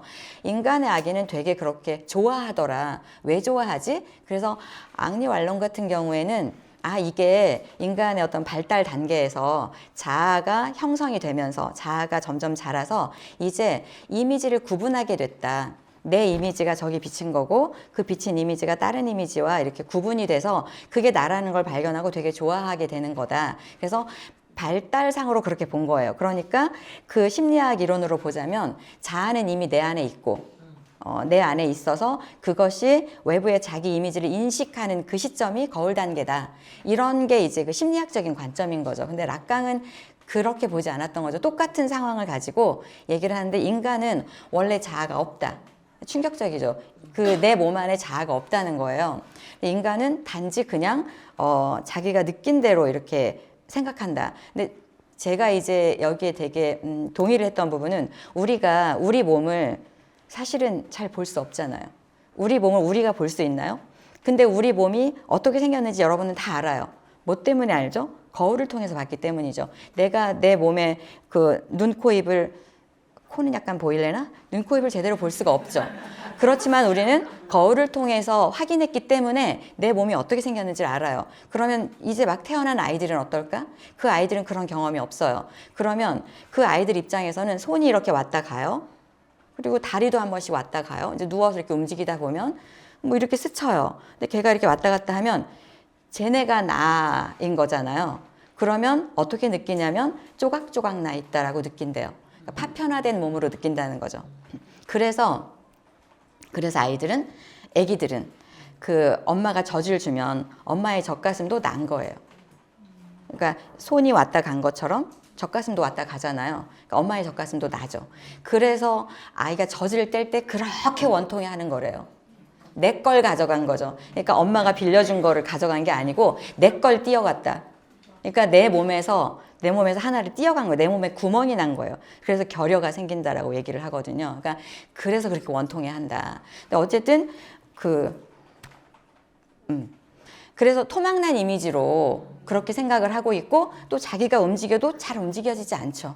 내 맘대로 6개월 정도 된 아이가 내 맘대로 뭐가 안 되잖아요. 손으로 짚는 것도 잘 안 되고 이런 상태에서 거울을 본 거예요. 근데 거울 속에 그 애가 나예요. 나는 되게 이렇게 토막토막 나 있는 줄 알았고 그리고 굉장히 이렇게 부자연스럽고 움직이지 못하는 그러니까 그런 어떤 완벽하지 못한 줄 알았는데 완벽한 그 이미지가 나라는 거예요. 굉장히 반가운 거죠. 너무 기쁘다는 거예요. 그러니까 이게 사실은 시간이 지나면 당연히 나는 완전체로 몸을 움직이는 존재가 되죠. 신경이 제대로 작동을 하면. 근데 그거 되기 이전에 이미 거울 단계에서 내 완벽한 이미지를 본다는 거죠, 먼저. 그리고 엄마가 저게 너다라고 명령하는 게 아니고요. 자, 봐라. 다른 게 아니고 저게 너야. 확실히 알아도 이렇게 하는 게 아니고 그냥 보통 자연스럽게 사실은 양육자들이 거울 앞에서 아이가 이러고 있으면 아이고 예뻐라 우리 애기 그러잖아요. 아이고 우리 영순이 예쁘네 우리 수영이 예쁘네 그러면 저게 나구나 라고 받아들인다는 그게 이제 엄마의 영향이라는 거죠. 최초의 엄마의 영향이 그런 거라는 거죠. 저게 나야. 그러면 사실 실제로 내가 가진 몸은 부자연스러운 거예요.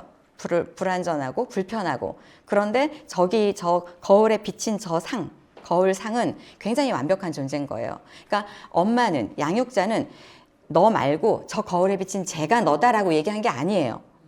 그냥 네가 비쳐 있으니까 너를 예쁘다고 한 건데 근데 얘는 거울에 비친 그게 되게 완벽하기 때문에 실제 나는 완벽하지 않고 걔를 나로 저게 나다라고 받아들인다는 거죠. 저게 나다. 그러면 실제 나는 어떻게 되겠어? 몰라. 불완전한 거 너 말고 저게 나야. 이렇게 받아들인다는 거죠. 그래서 그런 과정을 거쳐서 그걸 자아로 내가 삼아버린다는 얘기예요.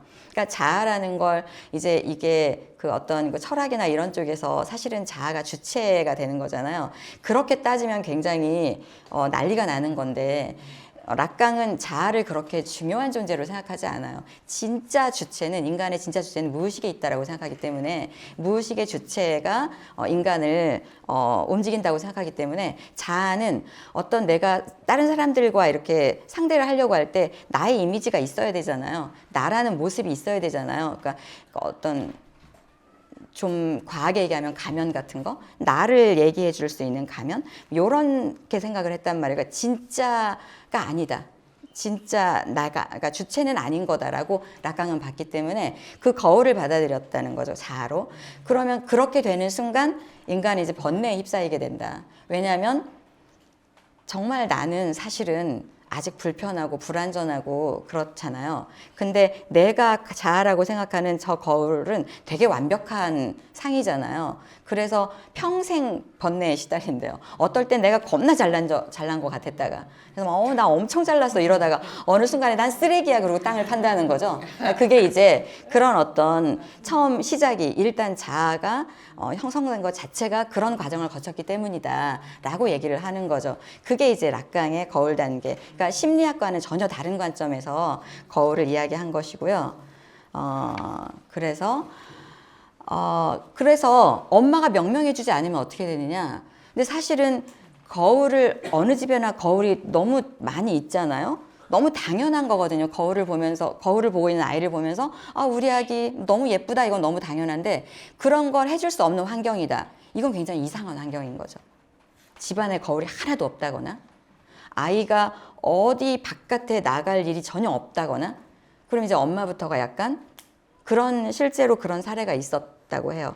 그러니까 분석을 받으러 왔는데 한 번도 어렸을 때 거울을 본 적이 없는 아이. 그래서 걔가 청소년기가 돼서 이제 정신적으로도 힘들어져서 왔는데 그런 경우 그거는 엄마부터가 좀 이상한 거죠. 그 집안이 이상한 거잖아요. 거울이 없는 집이 없고 어디나 다 노출되어 있고 그리고 아이를 보면 그런 어떤 자연스러운 환경에서는 엄마나 그 양육자가 아이고 예쁘다 소리를 하지 않을 리가 없다는 거죠. 그러니까 그런 환경이 안 된다는 건 되게 일반적이지 않은 환경인 거죠. 그래서 락강은 정신의 구조를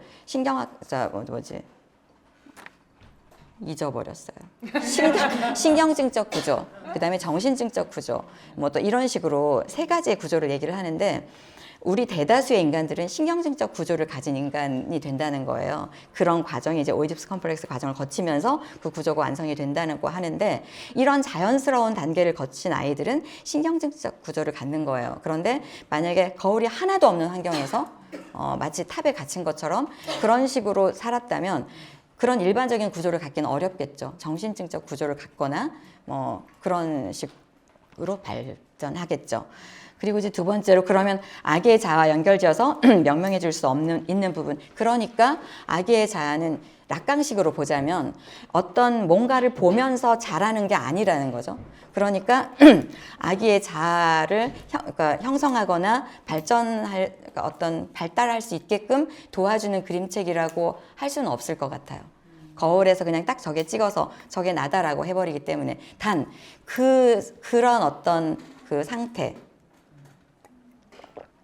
그런 시기 거울을 통해서 거울 속에 있는 상을 내 걸로 받아들이는 그 시기가 상징계라고 했잖아요. 완벽한 이미지에 대한 어떤 그 상을 만들고 그 이미지를 통해서 세상을 파악하고 또 감정이나 뭐 이런 의미도 생기는 그 시기는 완벽하게 엄마하고 같이 하는 시기인데 그 시기에는 어떤 그 안정감이 되게 중요하죠. 그러니까 내가 사랑받고 있다는 안정감. 그 의미에서 택배아이는 되게 충격적이긴 하죠. 그리고 그럼에도 불구하고 사랑받을 수 있는 그런 곳을 또 부단히 엄마하고 24시간 같이 있을 수는 없기 때문에 부단히 고민해야 되는 지점이긴 한데 그 시기에 그러면 보여줘야 되는 그림책들은 있겠죠.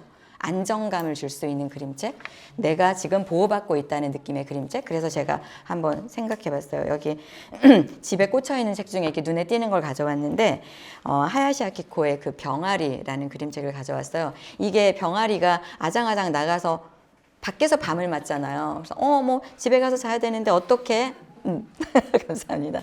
이런데 엄마 닭이 와서 품어주잖아요. 그러니까 내가 어떤 상황에서 뭐 돌발적인 어떤 모험심이 일어날 수도 있고 뭐 길을 잃었을 수도 있고 이럴 때 엄마가 와서 나를 품어주는구나. 내가 어디에 있어도 내가 어떻게 놀고 있어도 엄마가 나를 보호해주는구나 라는 어떤 그런 안정감을 주는 책. 아기 그림책 중에 이런 책들은 되게 중요하다는 생각이 들어요. 그러니까 지난번에 그 말이 또 빨라지고 있죠. 지난번에 그 파도야 놀자에서도 엄마가 지켜보는 상태에서 아이가 놀잖아요. 그래서 파도를 맞았어도 이 아이는 상관없잖아요. 엄마가 보고 있으니까 위험한 상황이 오면 언제든 엄마가 와줄 거야. 이런 믿음이 있는 거죠. 그리고 이제 이건 제가 되게 좋아하는 아주 고전 넉점반 그림책을 가지고 왔는데 이 넉점반도 엄마가 그 몇 시인지 물어보고 오라고 한 거잖아요. 바로 옆에 전방에 가서. 근데 평상시에 이 엄마가 굉장히 강압적이었다거나 빨리빨리 말해야지. 뭐 아니 엄마 심부름 왜 이렇게 안 했어? 뭐 이렇게 윽박질렀다면 얘는 이런 식으로 넉전반이라는 말 듣고서 가서 뭐 분꽃도 물어보고 개미굴 따라가고 이런 짓 안 했을 거예요. 엄청 사랑받고 크는 아이인 거잖아요. 그래서 그렇게 하고 갔을 때도 엄마가 이렇게 보고만 있고 아이는 되게 천연덕스럽게 넉전반이에요. 지금 이렇게 얘기하잖아요. 그럴 수 있는 그 분위기, 그럴 수 있을 만큼의 사랑을 이 아이가 지금 받고 있다는 거죠. 그런 것들을 느낄 수 있는 그림책. 그러니까 그 시기에는 그런 책들이 아이들한테 되게 안정감을 주겠다라는 생각을 했고요. 그러나 분리를 해야 되는 시기가 오면, 이제 또 어떤 질문이 있었냐면, 양육자가 그렇잖아도 무겁다고 생각하는데 되게 극적이다. 이런 말씀을 하셨어요. 그래서 조금 마음을 편히 먹을 수 있는 그런 어떤 위로가 없느냐. 그래서 제가 극적이라고 생각하는 건 엄마한테 먹힌다는 말 때문일까? 막 이런 생각이 들었어요. 잘못하면 먹힌다. 조심해라. 어떻게 하면 내가 애를 안 먹을 수 있지? 뭐 이런 그런 상황에서 보면 엄마한테 먹힌다는 건 엄마한테 종속된다는 건데 엄마한테 종속된다는 건 엄마가 완벽하다는 얘기예요. 그러니까 처음에 아이가 엄마하고 있을 때 엄마가 모든 걸 다 해주기 때문에 신적인 존재로 느낀다고 했잖아요. 그러니까 엄마는 모든 걸 다 가진 사람인 거예요. 완벽한 존재. 아이가 그렇게 생각하면 떨어져 나갈 이유가 없죠. 그렇죠? 다 엄마가 다 갖고 있어. 그럼 나는 엄마 옆에만 있으면 돼요. 그럼 모든 걸 엄마가 다 해줄 텐데 이러면 분리될 이유가 없어요. 근데 제가 분리를 해야 된다고 했잖아요. 그럼 어떻게 해야 돼요? 너 떨어져라. 너 당장 떨어져. 나가. 이게 아니고 나한테 부족한 모습을 보여주면 돼요. 없어서 못 줘. 엄마가 젖을 달라고 떼를 쓰는데 봐. 없어서 못 준다 너 지금. 없어서 못 줘. 그러니까 엄마가 가지고 있는데도 안 주는 게 아니라 없어서 못 준다. 그런 메시지를 보내야 된다는 거죠. 그러니까 제가 이 책을 가지고 왔는데 이거는 요번에 나온 신간이에요. 맙소사 오늘부터. 근데 아이가 요건 약간 큰 아이죠. 밖에 나가 보니까 다른 애들은 다 따로 자는 거예요. 자기 방에서. 자기만 엄마랑 자고 있어. 근데 아이가 그거를 인식할 때가 있어요. 갑자기 그런 순간이 있어요. 그때 받아줘야 되는데 엄마들이 아니야 그리고 껴안고 자버리면 못 나가는 거예요. 마치 아기가 나 도망갈 거야 할 때처럼 그런 신호들을 엄마들이 파악을 해야 된다는 거죠. 근데 여기서도 아이가 그렇게 얘기하니까 엄마가 뭐 벌써 혼자 살라고 그래. 괜찮은데 그래서 안 도와줘요. 엄마 내 방 꾸며줘. 안 도와줘. 그래서 아이가 막 이불도 갖다 놓고 막 자기 인형도 다 갖다 놓고 막 꾸며요. 그런데 그때 엄마가 뭐라고 하냐면 그리고 아이가 혼자 자요. 엄마 무서워서 혼났어 이러는 거예요. 나랑 같이 안 자니까 너 힘들지 않았어? 엄마는 귀신도 나올 것 같았고 막 무서워서 죽겠어. 엄마가 그렇게 말했어요. 그래서 아이가 뭐라고 하냐면 엄마 다른 엄마들도 다 하는 거니까 엄마 할 수 있어. 엄마도 할 수 있어. 좀비, 괴물, 귀신 그런 거 없어. 알지? 아이가 이렇게 얘기하는 거예요. 근데 그런 경험 해보신 적 없으세요? 저는 우리 아이가 아주 어렸을 때 그때가 한 2돌쯤 지났을 때인 것 같은데 그 마당에 시멘트 바닥에 넘어져서 얼굴을 갈아왔어요. 그래서 막 여기가 완전 피투성이가 돼가지고 왔는데 너무 놀란 거예요. 근데 내가 이 엄마로서의 채통과 이런 걸 지켜야 되는데 너무 멘붕해서 어떡해 그래서 울었어요. 어머 어떡해 이걸 어떻게 해야 되지? 애기잖아요. 엄마 괜찮아. 엄마 괜찮아. 눈물 닦아줘. 그렇게 많이 안 아파. 잘 생각해 보시면 여러분들이 그런 경험이 있을 거예요. 그러니까 내가 뭔가 허둥지둥할 때 아이가 오히려 나보다 더 어른스러워지는. 그러니까 이 엄마를 도대체 좀 믿을 수가 없네. 알아서 해야겠네. 뭐 이런. 만약에 이때 아이가 따로 자겠다고 했는데 너 귀신 나올 수 있어. 무서워. 엄마랑 같이 자야 돼. 이랬으면 아이는 독립하지 못했을 수 있어요. 그런데 엄마 무서워. 엄마 귀신 나올 것 같단 말이야. 그러니까 아이가 아유 엄마 할 수 있어. 잘할 수 있어. 다른 엄마도 다 잘하잖아. 엄마도 할 수 있어. 달래죠. 그리고 마지막에 무슨 얘기가 나오냐면 이제 자고 있는 아이 앞에 가서 엄마가 독백을 하는 거예요. 우리 아가 언제 이렇게 훌쩍 컸니? 이젠 달리기도 빨라서 따라갈 수가 없네. 엄마는 저만치 달려가는 널 쫓아가지 않을 거야. 저 넓은 세상을 마음껏 달리렴. 그러다 넘어지거나 지치면 뒤돌아봐. 그곳에 언제나 엄마가 있을 테니까.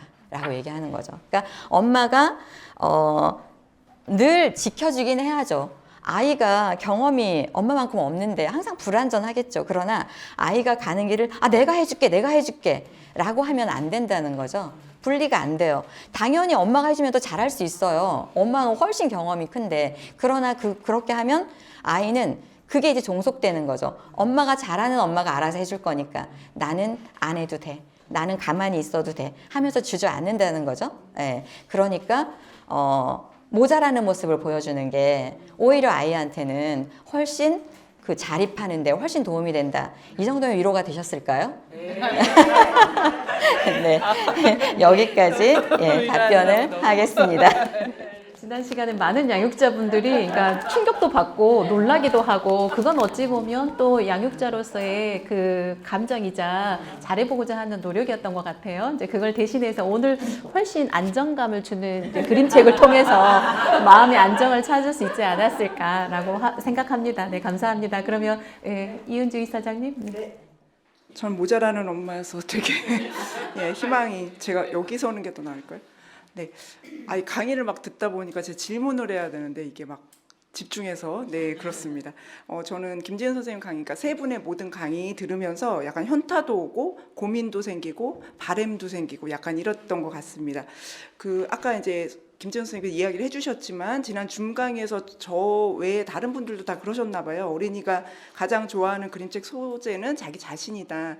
근데 말씀하셨다시피 그들은 댐셀부즈를 얘기하는데 우리는 그렇지가 못하고 굉장히 셀피시한 이기적인 어른들은 그런 게 아닐까라는 데서 좀 현타가 오기는 했었습니다. 그래서 또 어른들은 양가 감정이 있죠. 이상과 현실에 대한 부딪힘, 그다음에 또 효율적인 것과 효능성 요즘 많이 언급되는 그것과 또 아기를 존중하는 마음들 이런 것들이 되게 부딪히는 것 같습니다. 그래서 이거를 어떻게 해야 될까? 그리고 또 아까 말씀하셨던 것처럼 이렇게 그 문승현 작가님이 작업이 예전에 비해서 많이 늘어나기는 했다라고 말씀하셨지만 좀 전에 그 맙소사 오늘부터에서는 부모 마음이 더 반영된 그림책 같다는 생각이 들기도 하고요.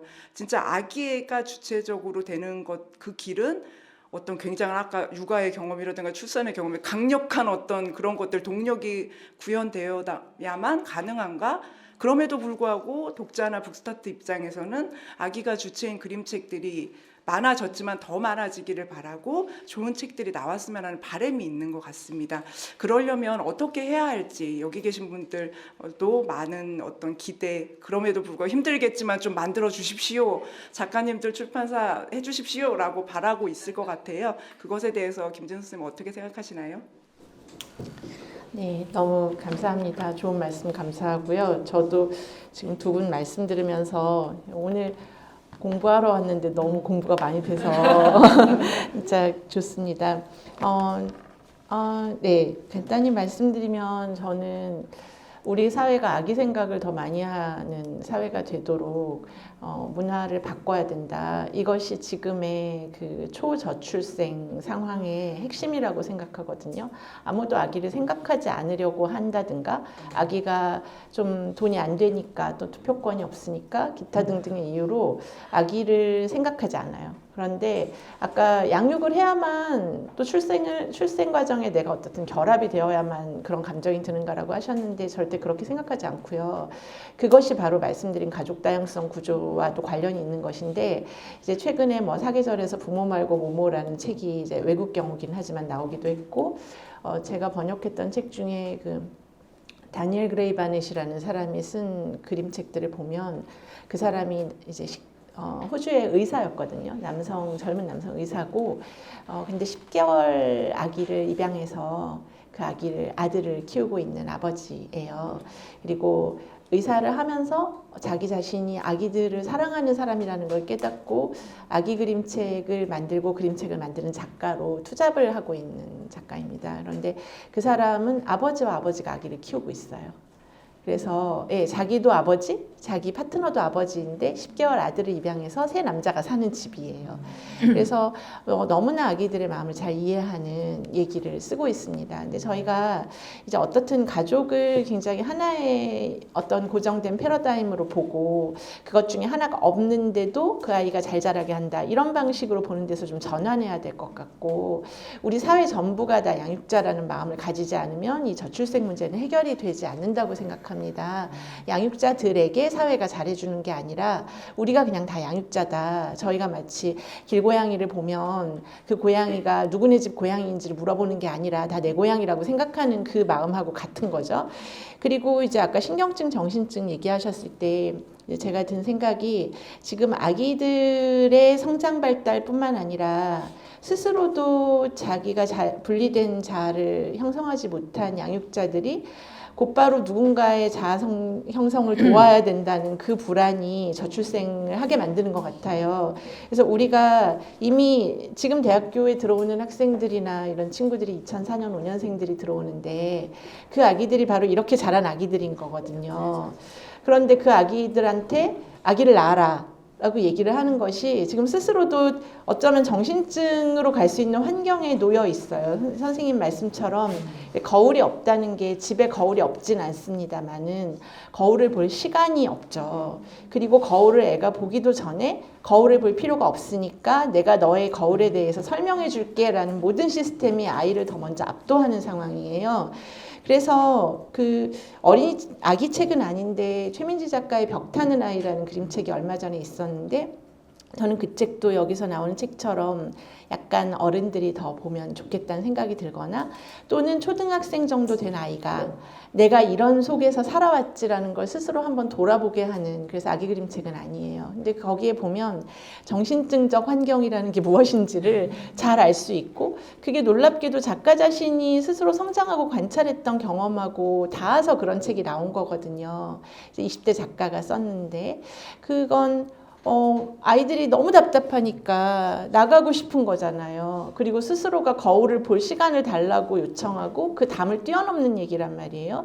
근데 저희가 그 거울 유무만큼이나 중요한 게 거울 볼 시간과 거울을 볼 수 있는 그 삶의 공백을 주는가.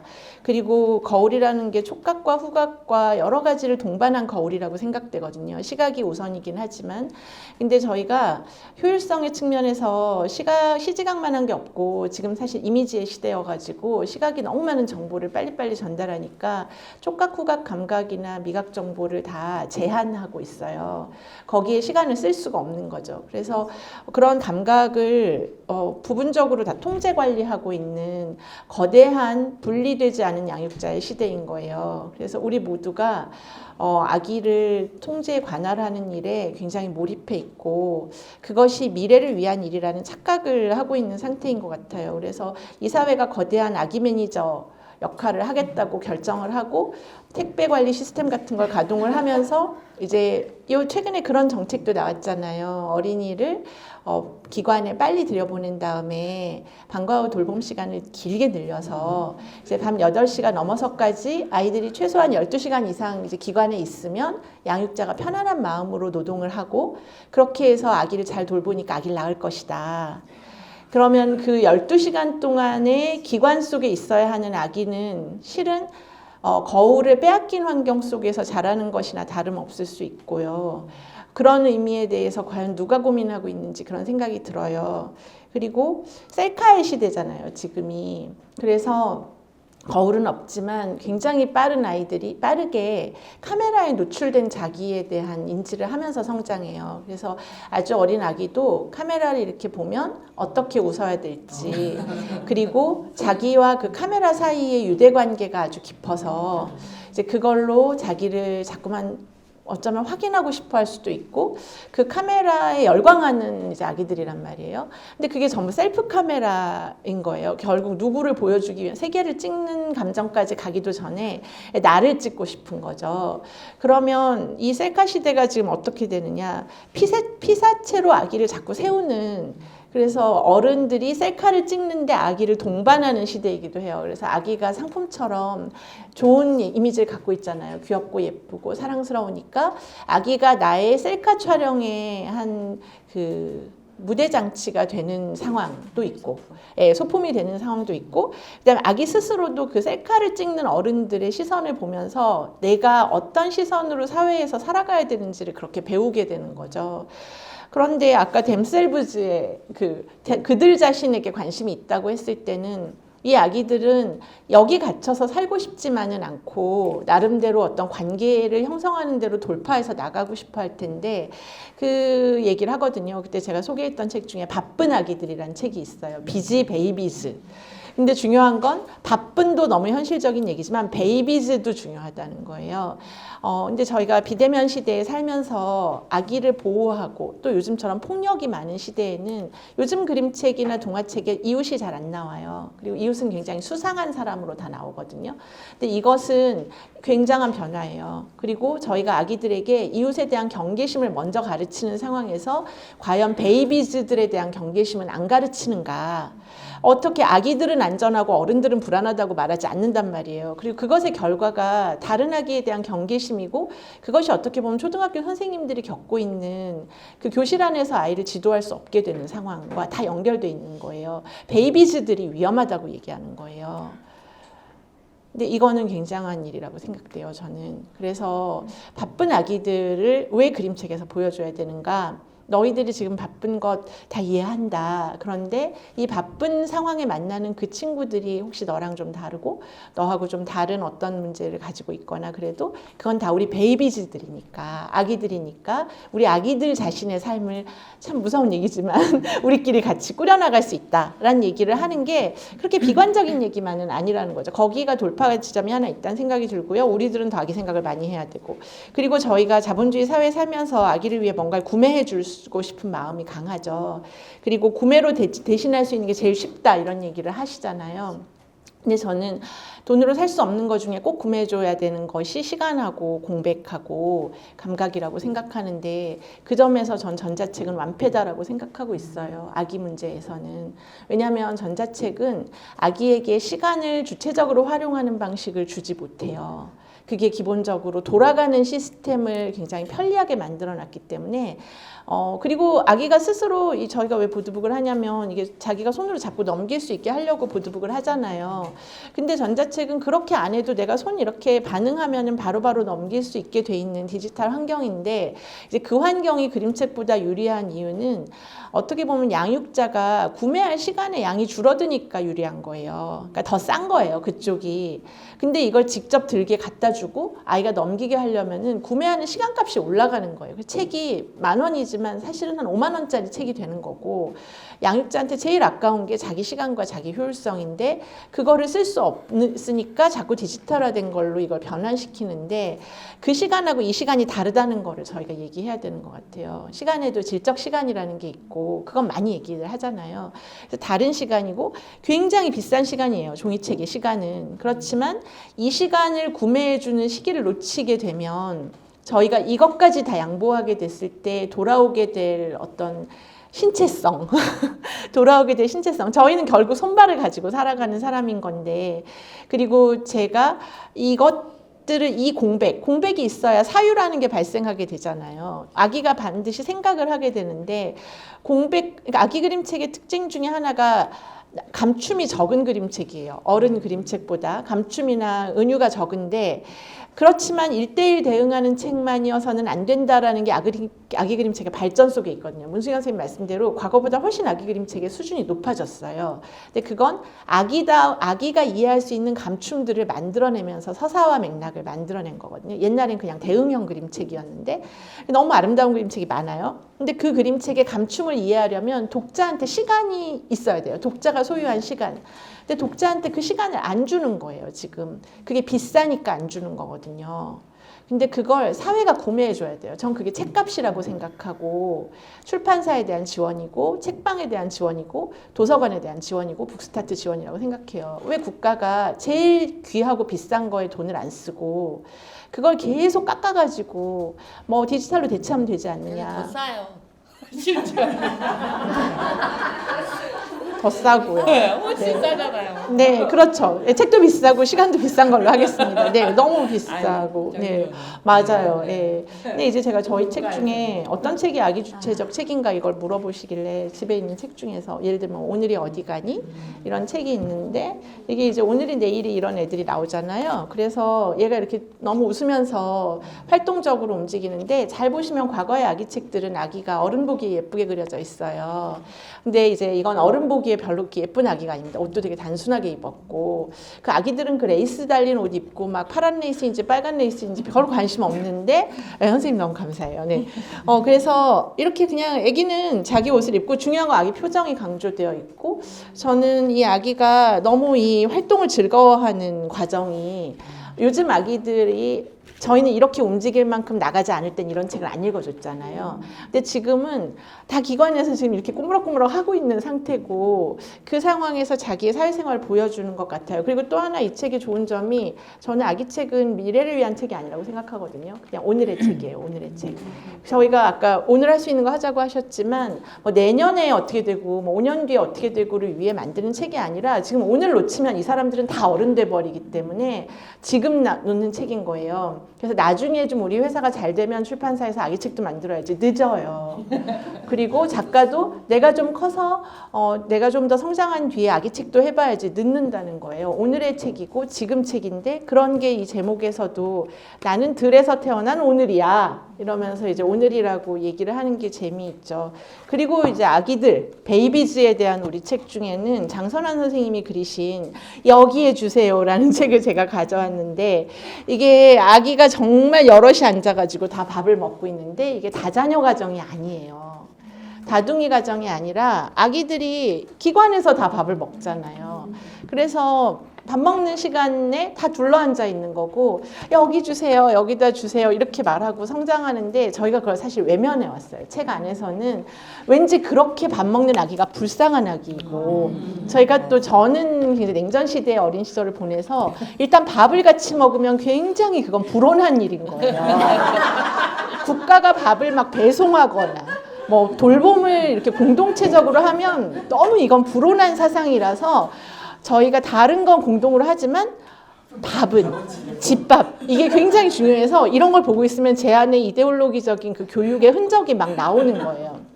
근데 말씀드렸다시피 배달의 아기인데 지금 뭘 더 바라겠어요? 그런데 이런 아기들이 여기 해주세요 이렇게 하면서 이제 재미있게 뭔가 선생님 뭐 여기다 주세요 뭐 자기 카트 뭐 자기가 물고 가는 자기 크레파스 자기 스케치북 그러니까 공동체 안에서 베이비즈들의 아기들의 삶을 얘기하는 책이 저는 좀 적극적으로 읽혀야 된다는 생각이 들고요. 그리고 제가 가끔 놀라는 게 이제 공원에 이렇게 산책을 가서 아기들 구경하는 게 제 일이에요. 그 아기 구경, 구경이라고 해서 미안하지만 아기 바라보기. 네. 그 다음에 동네 중학교나 이런 데 가서 축구하는 청소년 구경하기. 이런 거가 이제 저의 취미 생활인데 가면은 아기들이 너무 다양해진 거예요. 제가 안산시에서 일을 하는데 안산에 아침에 이렇게 가면 초등학교 앞에 아기를 보내는데 피부색이 아주 짙은 엄마가 자기 아기를 막 데리고 어린이집 버스를 기다리고 있는 걸 늘 같은 시간에 만나요. 제가 같은 시간에 출근하니까. 근데 그 엄마가 막 너무 제가 말 한마디 안 나눠보고 버스로 지나가면서 봤는데 안 나오면 걱정되는 거예요. 애기 감기 들었나 그런 생각이 들고 정말 짙은 피부색을 가졌어요. 근데 그 엄마가 같이 버스 정류장에서 애기를 기다릴 때 주변 사람하고 저 아기 이야기하면서 서로 아기들끼리 교류를 나누는 데서 살짝 배제되고 있는 것에 대한 것은 정말 우리가 베이비즈들이 이렇게 없는 사회에서 얼마나 잔인하고 난폭한 일이고 우리 아기들이 거울을 못 갖게 하는 일인가 그런 생각이 든다는 거죠. 그래서 저는 뭐 말씀 주신 것처럼 그냥 우리가 아기 생각을 더 많이 하면 된다.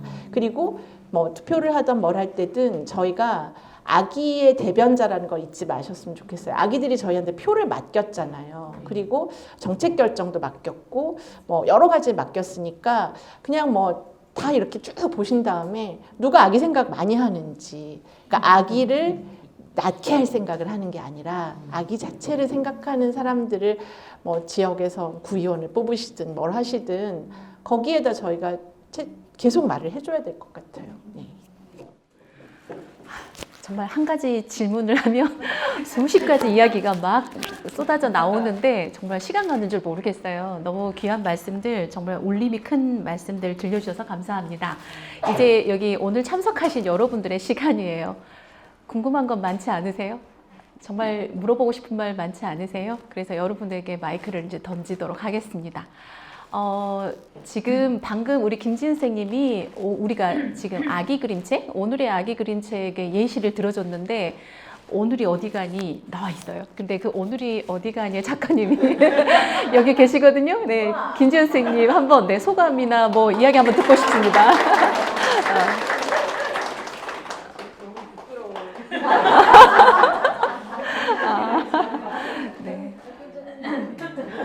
네, 그건 봤어요. 아까 그 소개해 주실 때 지연쌤 어깨가 으쓱해지는 것은 봤어요.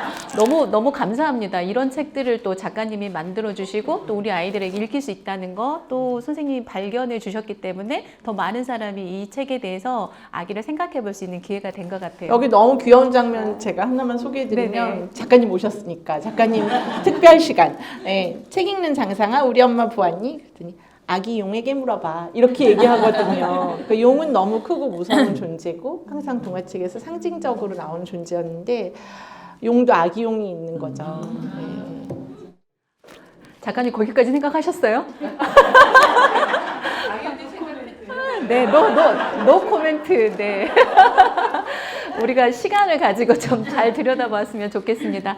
네, 여러분 혹시 이제 이 세 분 정말 대면으로 만나기, 한 자리에서 만나기 쉽지 않은 것 같아요.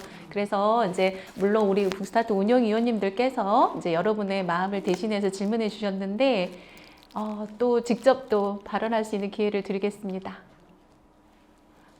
갑자기 막 눈을 피하고 이런 건 아니죠? 네. 마음이 급해서 빨리 손들었어요. 평소에 갖고 있던 질문이어가지고 저는 초롱이네 도서관 오혜자라고 합니다. 도서관 현장에서 젊은 엄마들 만나기가 정말 쉽지 않은데요. 아기들 덩달아 같이 아기들 만나기가 정말 쉽지 않은데 그나마 이제 어린이집 갔다가 잠깐 5시 막 이 정도의 이후 시간에 잠깐 만나고 있어요. 근데 어머니들하고 이야기할 때 또 뭐 북스타트 관련해서 부모 교육의 과정에서 이야기 나눌 때 저는 처음 들어가서 이야기할 때에는 자장가, 잠에 대한 이야기, 아기가 가지는 시간 중에 잠의 비중이 가장 크기도 하고 또 잠드는 과정을 어려워하는 아기들도 굉장히 많아서 우리가 아기 그림책 하면 자는 이야기가 굉장히 많잖아요. 또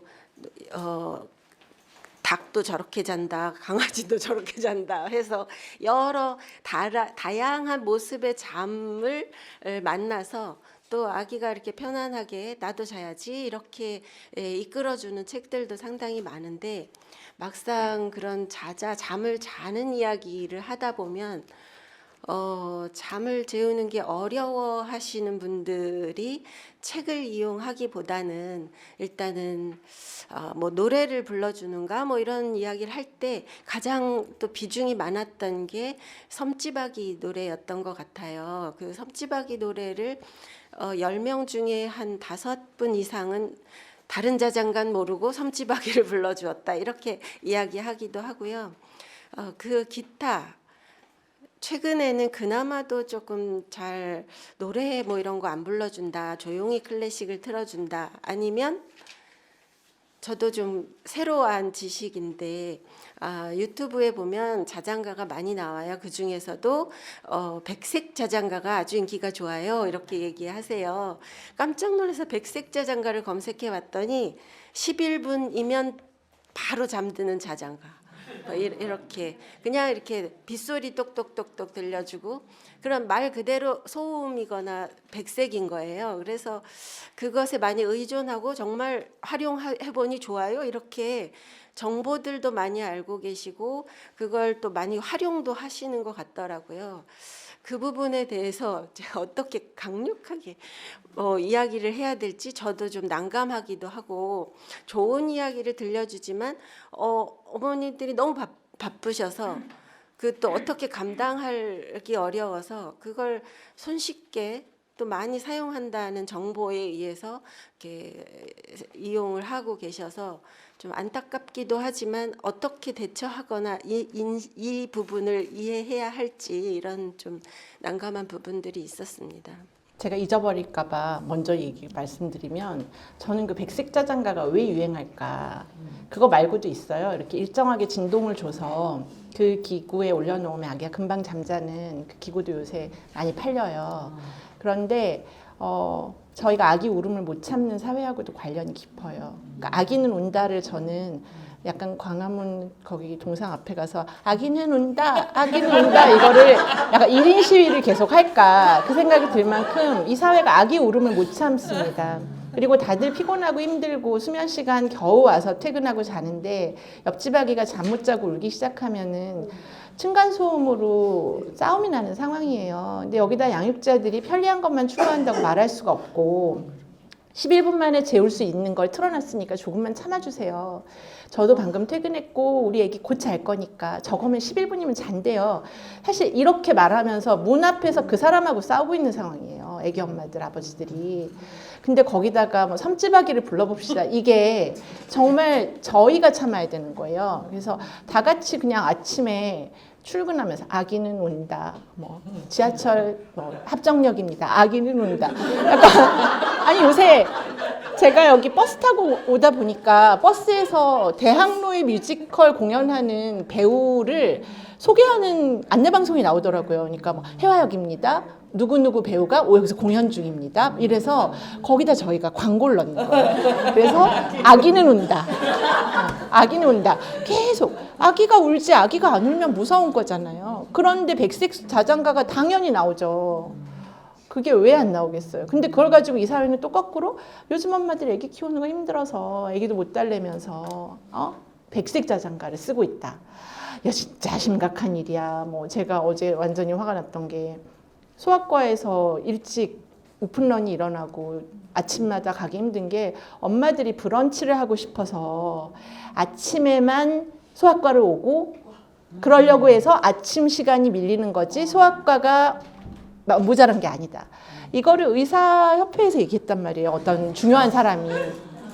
엄마들이 브런치? 네, 더 이상 말하지 않겠습니다. 네. 저는 백색 자장가라는 게 있는 걸 몰랐어요. 깜짝 놀랐어요. 연식에 입을 뒤에서 드러나는 거. 너무 애 키운 지가 오래돼가지고. 되게 씁쓸하네요. 근데 저도 순간적으로 엄마들이 했는데 김진원 선생님 말씀 들으면서 되게 반성이 되는데 근데 생각해보면 우리가 아기 울음만 못 참는 게 아니고 놀이터에서 놀게 안 하잖아요. 애들을 놀이터에서 놓으면 놀이터 앞에 있는 동들이 난리 나는 거예요. 시끄럽다고. 진짜 이게 무슨 사회 운동이라도 해야 되나 봐요. 그러면서 그런 분위기 그렇게 만들면서 애기 낳으라고 하면 진짜 못 낳죠.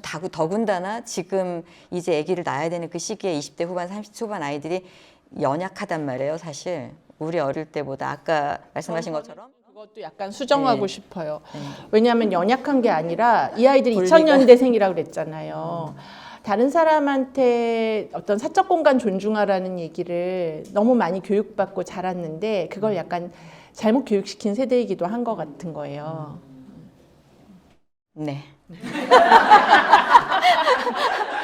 그렇기도 하고 또 굉장히 많은 약간 과보라고 생각되는 그런 보호를 받고 살은 세대죠. 그러니까 그 전에 엄마들이 자기가 못했던 거 하고 싶었는데 너무 가난해서 힘들었던 거 이 아이들한테 모두 몽땅 쏟아 넣어주면서 그래서 아기 때보다 오히려 아까 분리가 필요한 그 시기에 너무 집중해서 아이들에게 모든 걸 다 해주고 싶어 했던 그 아이들이 자란 세대란 말이죠. 근데 물론 지금은 더하긴 합니다만 그러니까 그 아이들은 그러니까 아까 말씀하신 것처럼 분리가 제대로 잘 안 되어 있는 그러니까 물론 뭐 정신증에 이를 만큼은 아니지만 어쨌든 불안하죠. 내가 혼자서 뭘 하기가 좀 불안한 그런 친구들인데 거기다 대고 애 울어 가만 안 둔다. 뭐 놀아 뭐 저기에서 놀아 이런단 말이죠.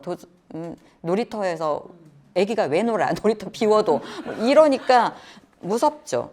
그 연약하다는 의미지 그런 의미로 제가 사용을 한 건데 뭐 옛날 엄마들처럼 뭐 그래서 어쩌라고 나 키운다 애 이렇게 못하는 그 정도의 배포가 없죠. 자기 주체적으로 굉장히 강한 사람이 아니기 때문에 그러니까 이거는 정말 아까 말씀하신 것처럼 우리 모두가 양육자여야 되는구나. 이인시 해볼까요? 우리 모두가 양육자가 아니면 이거 정말 해결이 안 되겠네요. 정말 뭐 애 있는 집에 집 한 채 주고 이런 게 지금 문제가 아니고 집 있으면 뭐 하겠어요. 애 운다고 난리칠 텐데. 그러니까 정말 심각한데 참 씁쓸하고 심각하고 뭐라 우리끼리 해결할 수 없는 그런 문제네요. 답은 없고 답은 없고. 아, 네. 이제 이렇게 이야기를 나누다 보니 우리가 또 약속 시간이 다 되어 간대요. 이제 충분히 아마 우리가 3번의 강연 그리고 오늘 자담회를 통해서 아기 그림책의 현재를 좀 돌아보는 시간이었던 것 같습니다.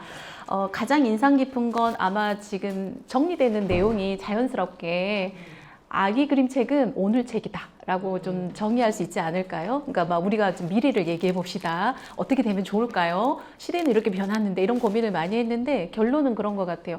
미래까지 안 가더라도 현재 우리가 발딛고 있는 현실을 좀 잘 이해할 필요가 있다. 그래서 우리는 어떤 걸 할 수 있는가도 오늘에 발딛고 있을 때 그 해답이 나오는 거 아닐까 해서 굉장히 울림이 큰 그 말씀이었던 것 같습니다. 진짜 해보고 싶어요. 우리 이제 20주년 기념으로 플래시몹을 해야 되지 않을까요?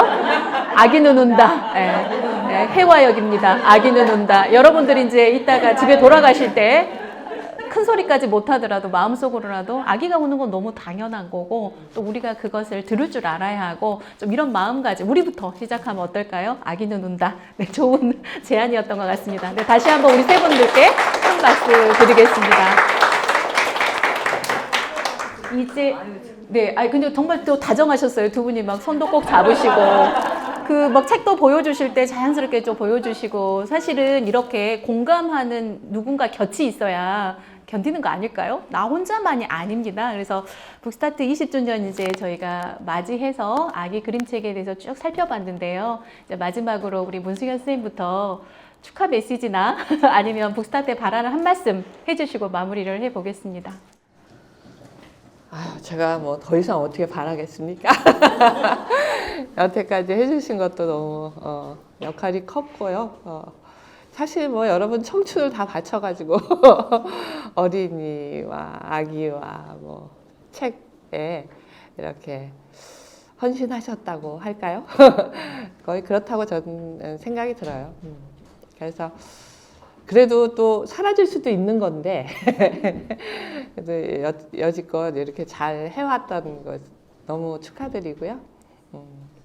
앞으로도 또 서로 도와가면서 아까 말씀하신 것처럼 정말 이게 그냥 뭐 하나가 해결된다고 해서 해결될 문제가 아니잖아요. 왜냐하면 아기는 정말 가장 아무 권력도 없고 가장 약자인데다가 뭐 자기가 말을 할 줄 아나 뭐 그런 존재이기 때문에 굉장히 우리가 그렇게 다 같이 양육한다는 마음으로 또 서로가 든든한 의지처가 돼주면서 이렇게 계속 잘 나갔으면 좋겠습니다.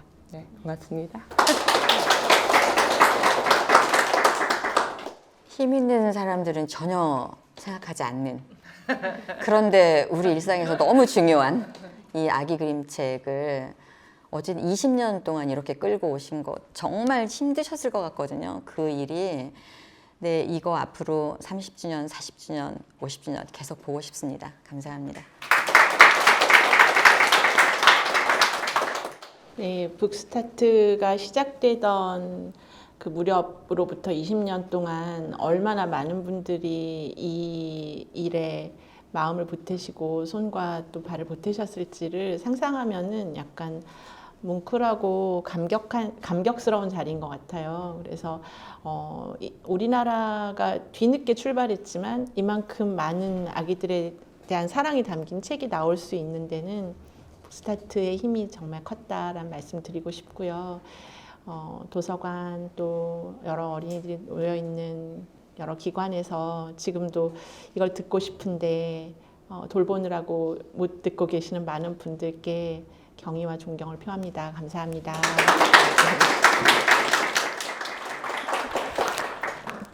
들을수록 마음이 울컥해지네요. 정말 20년이라는 세월, 그 시간 동안에 우리가 걸어온 길이 어디인지, 또 앞으로 또 힘내서 나아갈 길이 어디인지 생각하는 자리였던 것 같습니다.